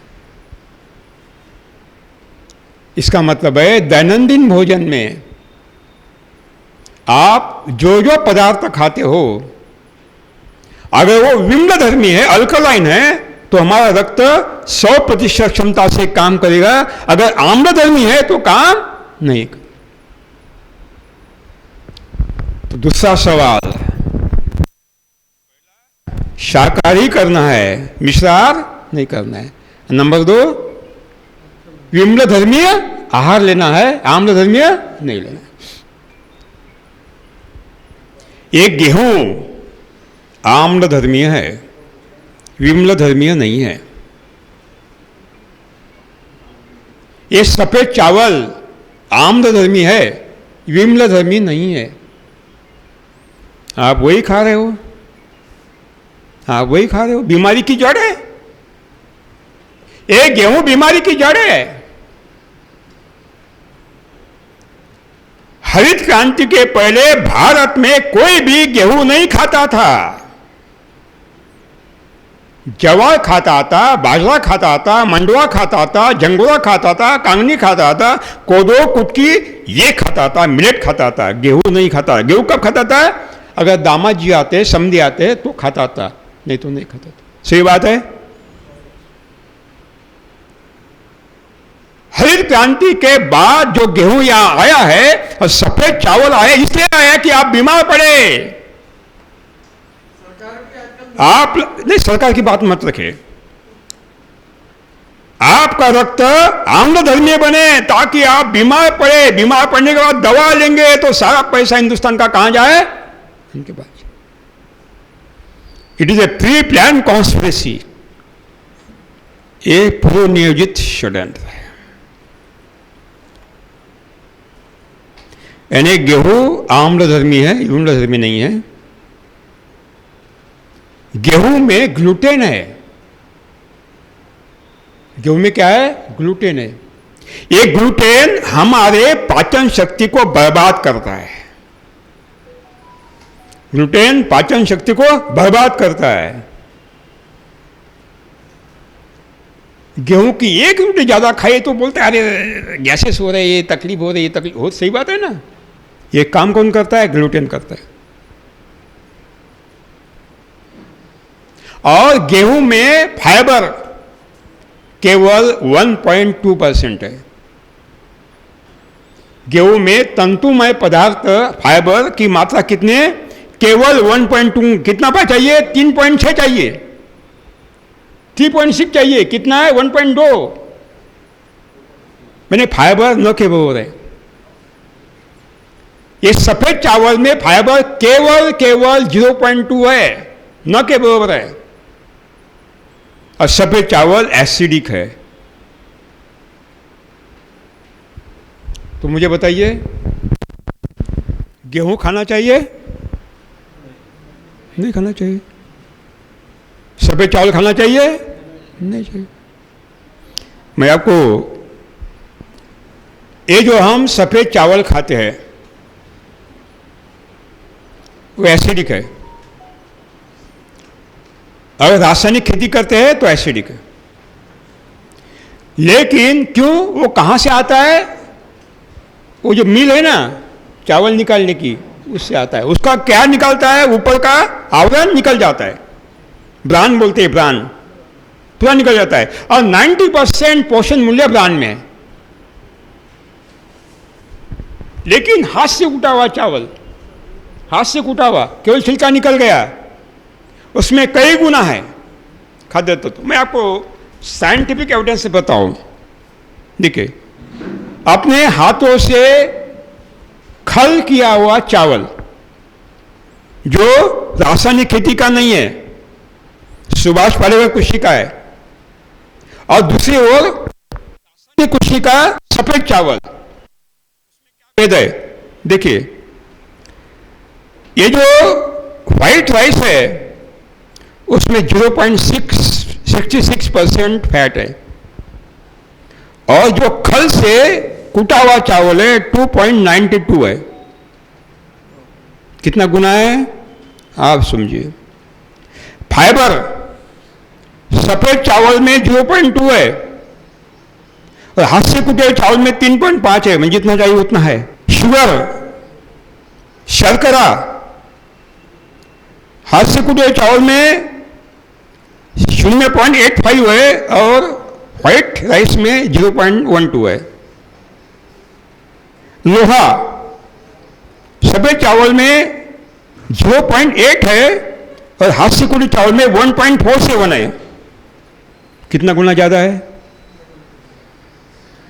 मैग्नीशियम सफेद चावल में 25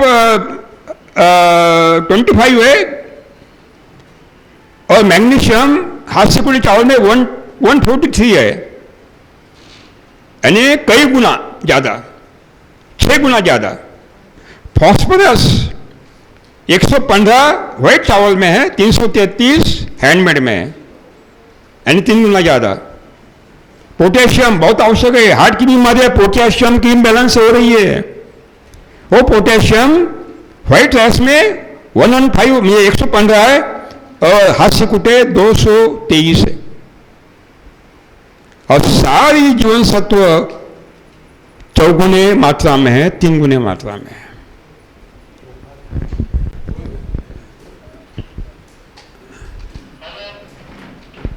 मुझे बताइए,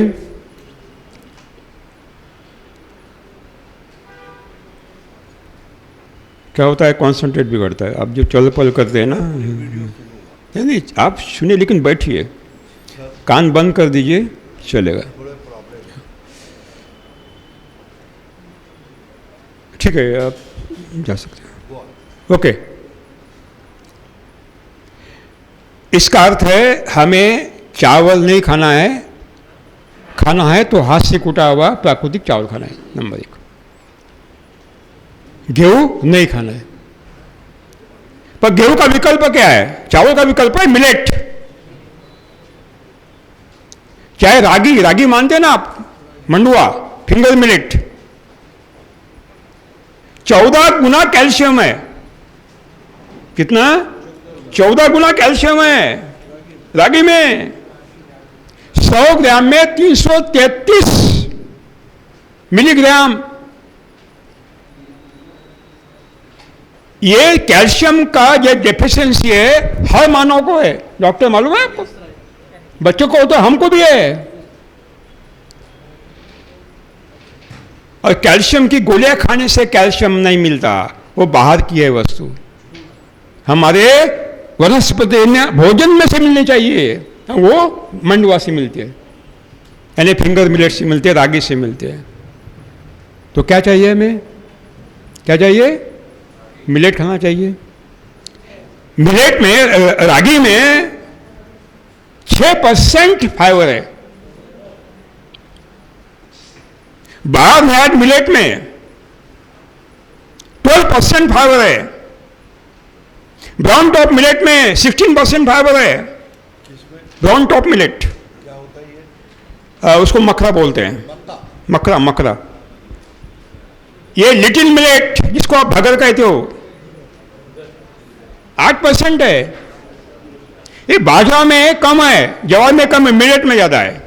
1 मिनट। मिलेट में फाइबर सबसे ज्यादा है, नंबर 1। सभी मिलेट, अब मुझे मालूम नहीं ये कौन पागल है उसको मोटे धान्य का लगाता है, अनाज कहता है। किसने नाम रखा मोटे धान्य? ये तो छोटा धान्य है ना, ये मोटा कैसा बन गया? नाम देने वाले अक्कल मालूम नहीं कहां जाती इनकी। ये छोटा अनाज है। रागी कितना है? छोटा है, उसको मोटा कैसे हो सकता है? मोटा तो गेहूं हो गया। सभी छोटे अनाज में पर्याप्त मात्रा में क्या है? फाइबर है। इसका मतलब है हमें छोटा अनाज चाहिए। मिलेट में ग्लूटेन नहीं है, ग्लूटेन नहीं है। और मिलेट अल्कलाइन है, अल्कधर्मी है, आम्लधर्मी नहीं है। यानी जितने भी अच्छे गुण है कहां है? मिलेट। हमारे शरीर पोषण के लिए लगभग 2500 वनस्पतिजन्य रसायन चाहिए, फाइटोकेमिकल्स चाहिए। उनमें से 1100 अत्यावश्यक फाइटोकेमिकल्स है, चाहे अनेक प्रकार के फ्लेवोनाइड्स हो या एंटीऑक्सीडेंट्स हो और अनेक प्रकार के। ये सारे के सारे एसेंशियल कहाँ है? मिलेट में है। मिलेट में, गेहूं में नहीं है, छोटे अनाज में। 20 अमीनो अम्ल है, अमीनो एसिड्स, उसमें से 11 अत्यंत महत्वपूर्ण हैं। इस सारे के सारे 11 मिलेट में। हमारे शरीर में जिस मात्रा में खनिज चाहिए उसी मात्रा में सारे खनिज मिलेट में, गेहूं में नहीं है और व्हाइट चावल में नहीं है। जीवन सत्व, विटामिन सभी मिलेट में है, गेहूं में नहीं है। प्रोटीन उतनी मात्रा में गेहूं मिलेट में, और जितना चाहिए उतना ही हमें मिलेट से मिल जाता है। जब आप गेहूं खाते हो, चावल खाते हो, तो आपका रक्त अल्कलाइन बनता है, क्योंकि रक्त का पीएच वैल्यू 4.4 है, अल्कलाइन है, वो एसिडिक बनता है। लेकिन मिलेट खाने के बाद अल्कलाइन बनता है, क्योंकि वो अल्कलाइन है। नंबर 2, हमारे शरीर में, विशेषतः माताओं के शरीर की आवश्यकताओं के लिए जिस मात्रा में खनिज तत्व चाहिए, और 2 खनिज तत्वों का आपस में जो क्या है संतुलन है, वो चाहिए, वो मिलेट में है। इम्बैलेंस नहीं है, असंतुलन नहीं है, तो क्या खाना चाहिए? मिलेट चाहिए। ये जो एंटीऑक्सीडेंट है, प्रतिप्राणित, वो एक बहुत बड़ा काम करता है। वो जो फ्री रेडिकल्स है, मुक्त कण है, उनको मारता है।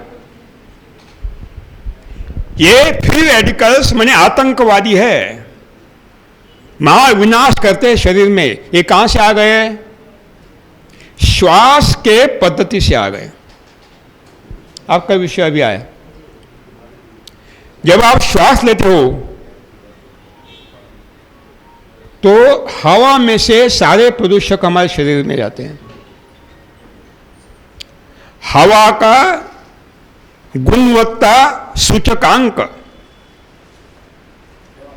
एयर क्वालिटी इंडेक्स, अगर 30 के नीचे है, 30 के नीचे है, वो हवा अति शुद्ध है, मानव स्वास्थ्य के लिए हितकारक है। आज वही हवा का सूचकांक 300 के ऊपर चला गया है। दिल्ली में नवंबर में 600, मैं था 600, यानी चाहिए 30, कितना बढ़ गया? 310 गुना। इसमें क्या है? ये सारे फ्लोटिंग पार्टिकल्स, चाहे 2.5 माइक्रोन के हो, 10 माइक्रोन के हो, जो भी पार्टिकल्स है, धूल के कण है, ये दवाओं के कण है, ये जो धुआं निकलता है उसके कण है, फैक्ट्री से धुआं निकलता है उसके कण है, ये सारे के सारे कण एकत्र होते हैं। ये आतंकवादी है। 1 मिनट में 16 बार श्वास लेते हम। कितना बार लेते हैं? 16 बार। 1 साल में 84 लाख श्वास लेते हैं। और हर सांस में क्या जा रहा है? ये प्रदूषण हमारे शरीर में जा रहा है। हर 70% फल गिर रहे हैं रासायनिक में। और आपके नागपुर का निम्बू वर्गीय अनुसंधान केंद्र के वैज्ञानिक वहां जाकर देख रहे हैं। ये करो करते, कोई परिणाम नहीं है, कोई परिणाम नहीं, उनके पास कोई भी सॉल्यूशन नहीं है। सुभाष पालेकर कोशिका, संतरा और मौसम्बी, एक भी फल नहीं गिर रहा है। यहां बैठे हैं हमारे किसान, लेकिन सरकार को मालूम भी नहीं।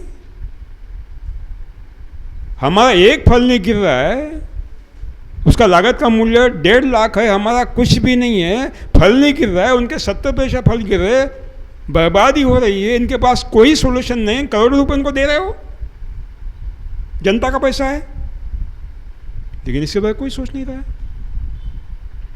एक कपास पर अमेरिकन पिंक बोलर आया है, न्यूज़पेपर में देखते हैं, चैलेंज है हमारे कपास पर दिखाओ, एक भी पिंक बॉल पे दिखाओ। हमारे कपास पे क्यों नहीं है, रासायनिक वालों पे क्यों है? और मुख पोस रहे हो आप, जनता का पैसा जो टैक्स से मिलता है, जिनके पास कोई सॉल्यूशन नहीं है। इसका मतलब है नीतिगत बदलाव की आवश्यकता है, बहुत आवश्यकता है। तो ठीक है, जब आप प्लीज कीप क्वाइट, जब आप गेहूं खाते हो, सफ़ेद चावल खाते हो, दूध दही घी खाते हो, इतना ही नहीं, खाने का, ये बाहर के खाने का तेल खाते हो, खाने का जो पैकेट में मिलता है वो भी एसिडिक है, उसमें रसायन है, पोषण मूल्य नहीं है। लेकिन कच्ची खाने का तेल गाढ़ा होता है, गाढ़ा रंगित होता है, उसमें स्वाद होता है, सुगंध होता है, इसमें कुछ भी नहीं है, वो भी एसिडिक है। चीनी एसिडिक है,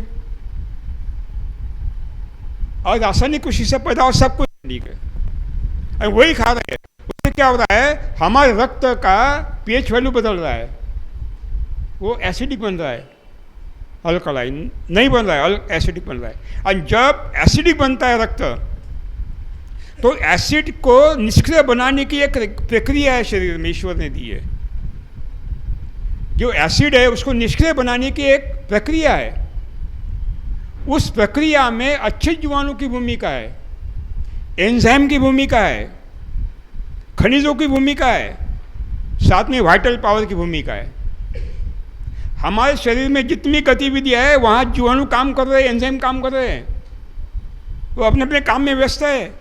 लेकिन जब रक्त का पीएच वैल्यू बदलता है, वो अल्कलाइन नहीं रहता, वो एसिडिक बनता है, तो सारे एंजाइम को बुलाया जाता है, अच्छे जीवाणु को बुलाया जाता है, आओ आओ मुझे शुद्ध करो।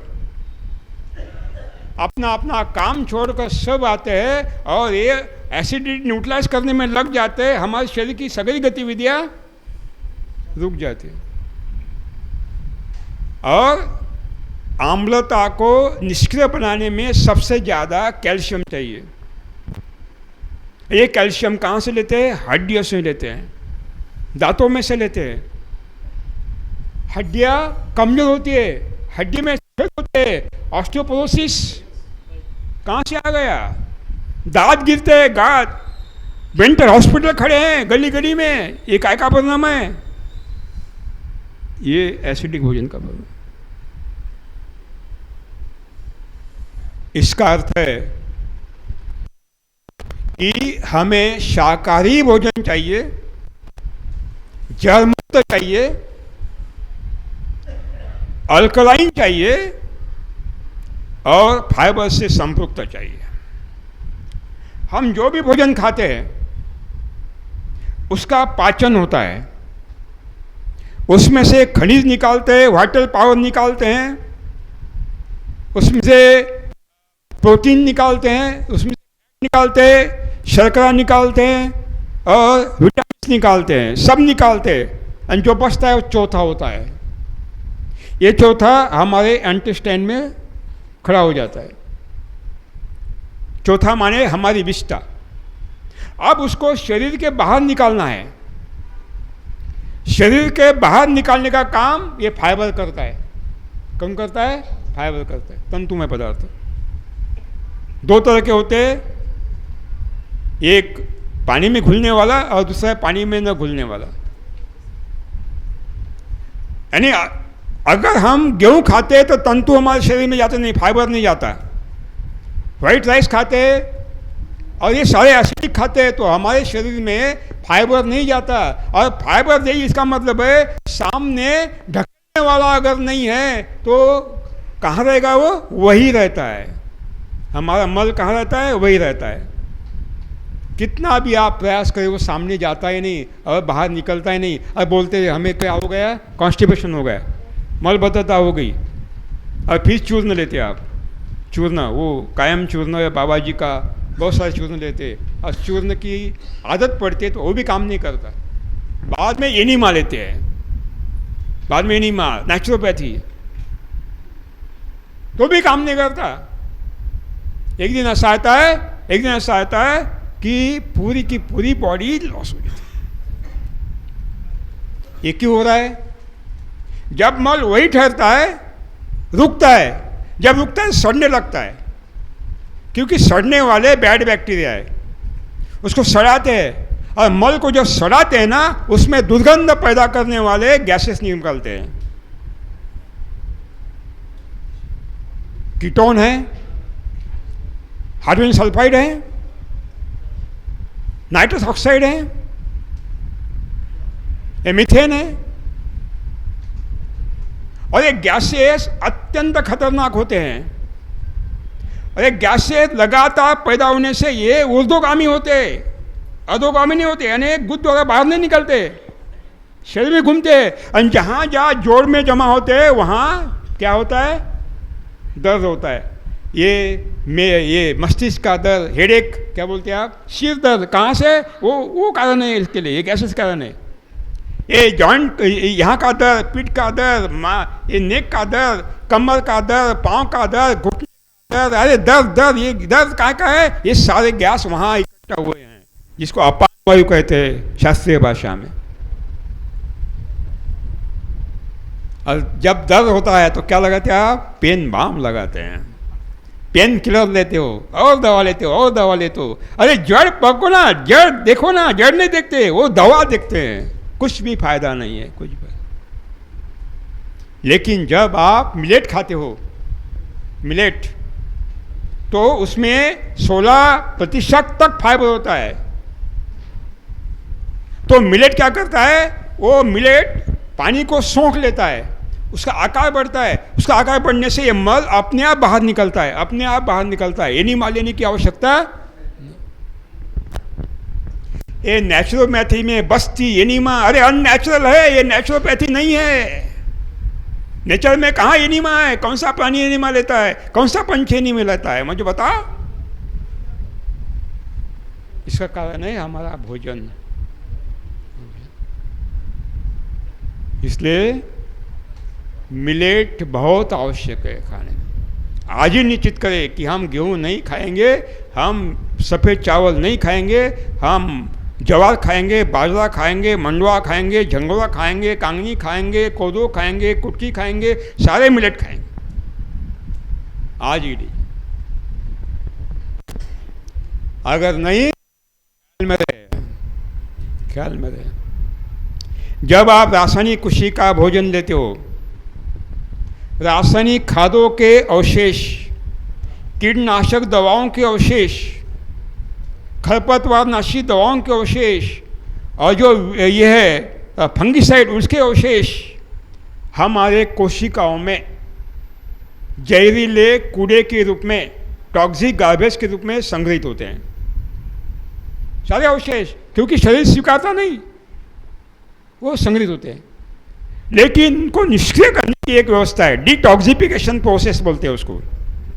If they are not detoxified, क्योंकि उसके लिए जो एंजाइम चाहिए वो एंजाइम ही नहीं है, गुड बैक्टीरिया नहीं है, मार दिया आपने जहर से, तो फिर क्या होता है? ये जहर हमारे प्रतिरोध शक्ति देने वाले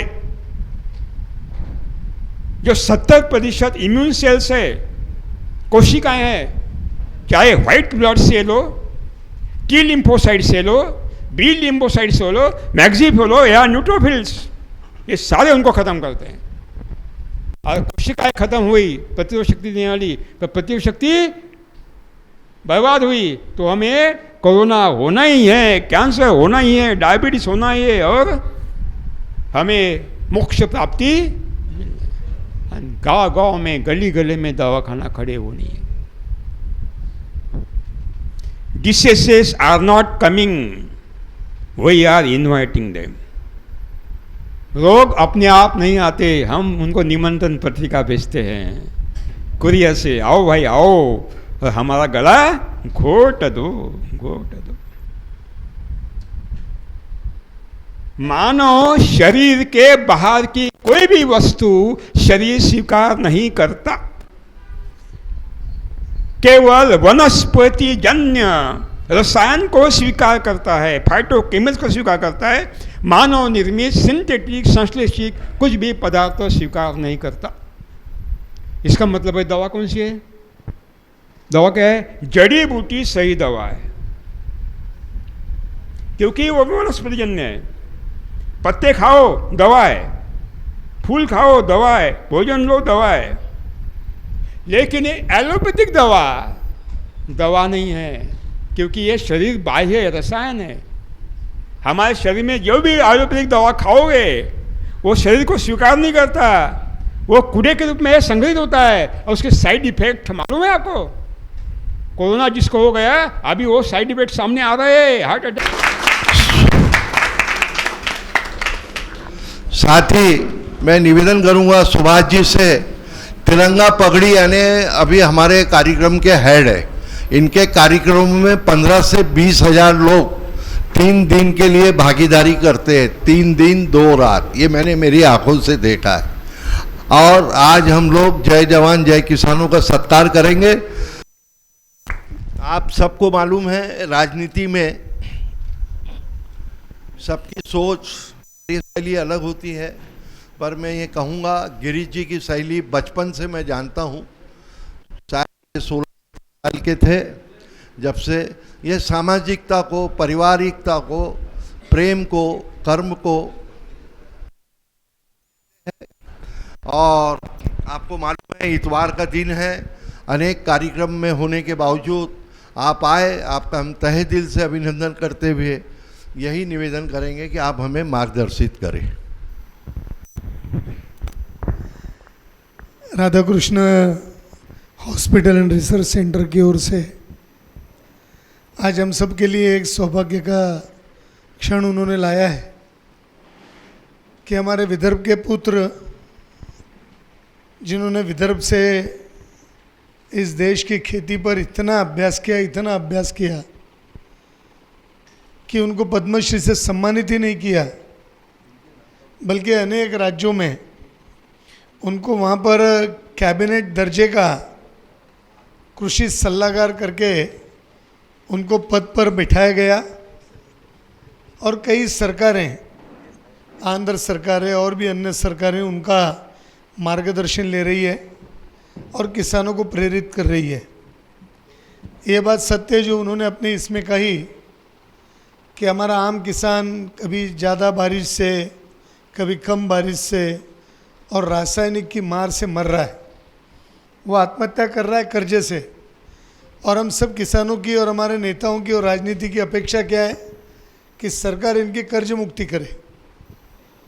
जबकि हमारे जी ने जो अभ्यास किया, जो रिसर्च किया, जो संशोधन किया, जो पेटेंट किया, उस आधार पर उनका कहना है कि आने वाले वर्षों में यदि इस तकनीक पर, पालेकर तकनीक पर अगर हम जाते हैं तो निश्चित रूप से किसानों को आत्महत्या नहीं करनी पड़ेगी और उससे एक अर्थक क्षेत्र में भी काफ़ी क्रांति का उन्होंने यहाँ एक मार्ग सुझाया है।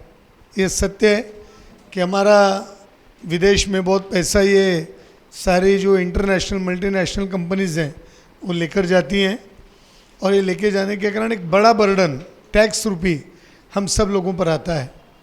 इसको अगर रोकना है तो हम, जैसा गांधी जी कहते थे, कहता था कि मेरा देश कृषि प्रधान है, पर ये लगता नहीं कि कृषि प्रधान है।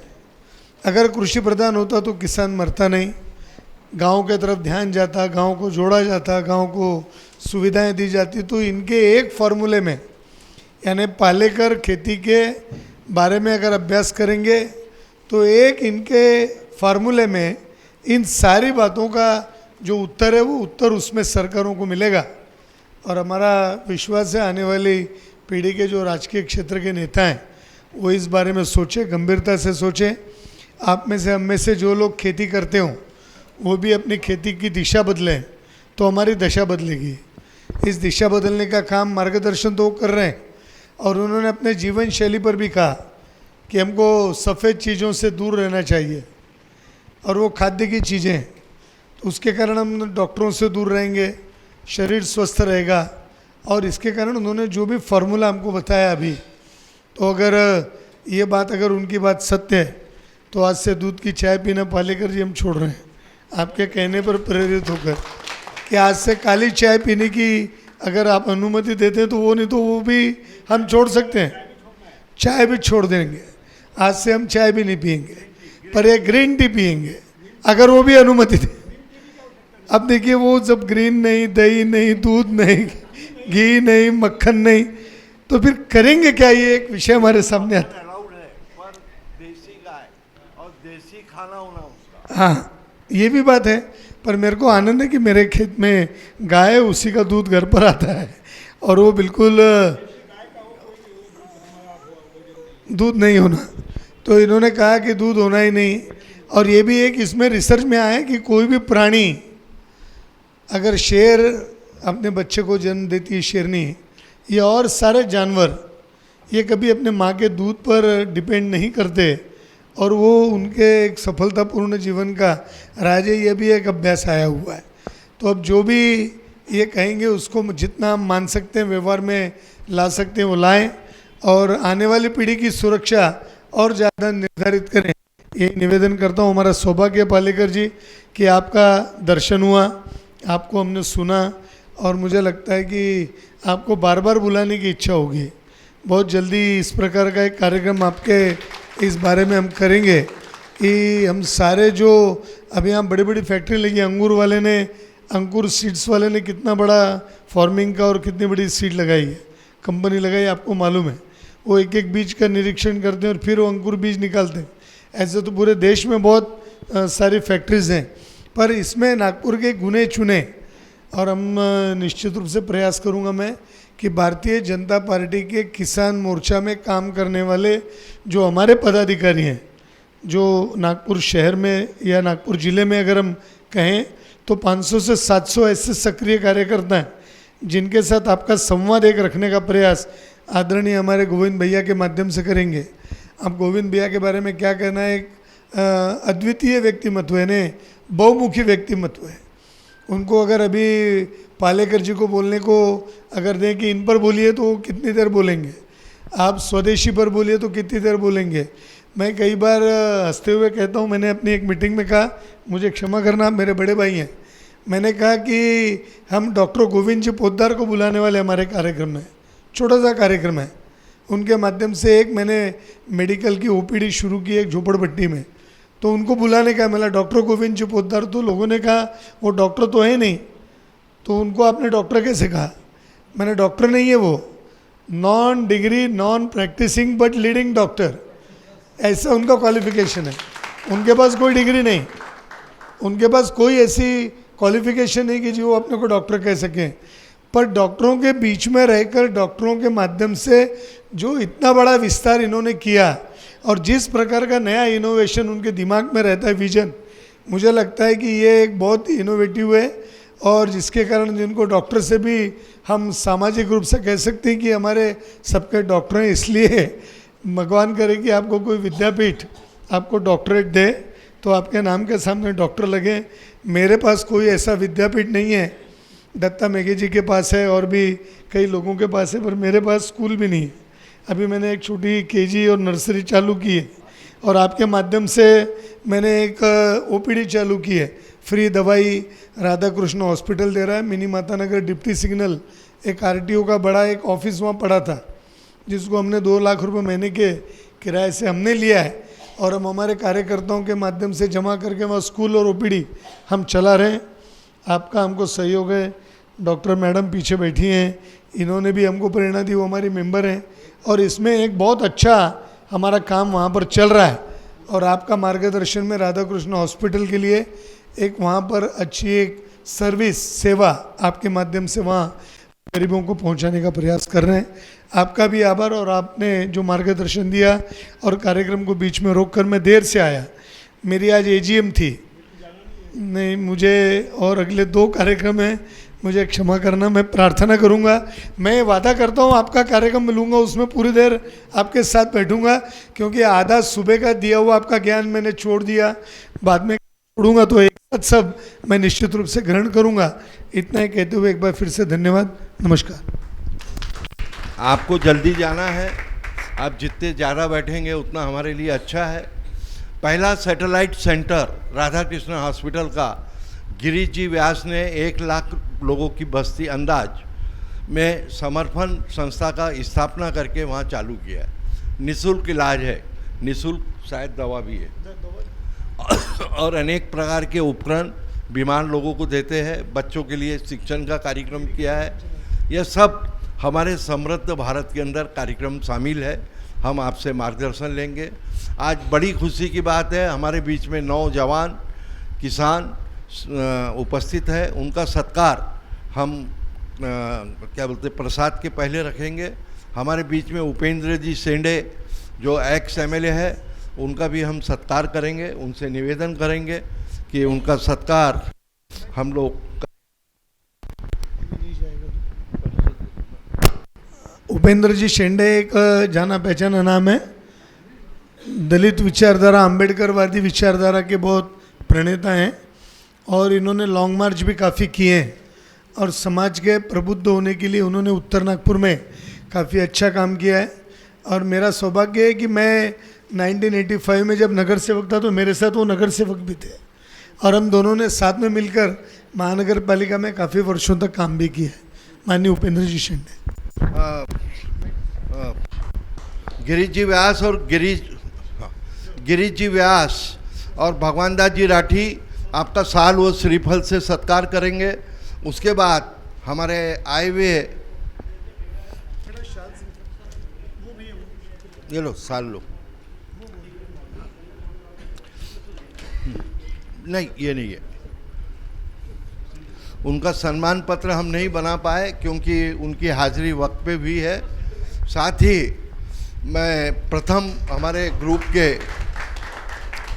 जो सैनिक और किसान श्री चंद्रशेखर जी अरगुलवार, जिन्होंने अनेक युद्ध लड़े हैं, मैं निवेदन करूंगा गिरीश जी व्यास से और काका श्री पालेकर जी से कि उनका सत्कार करें।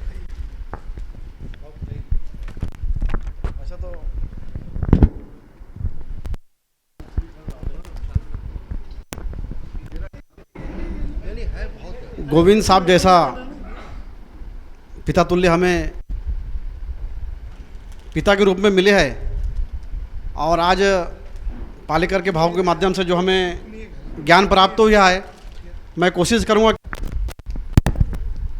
काफ़ी किसानों से मैं जुड़ा हुआ और कोशिश करूंगा कि करूं।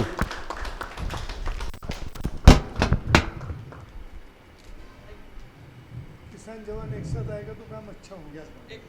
अरे ऐसे 1350 लोग जुड़े हैं इंडिया के। लोग गुरु जी हाथ लगा, गिरीश भैया।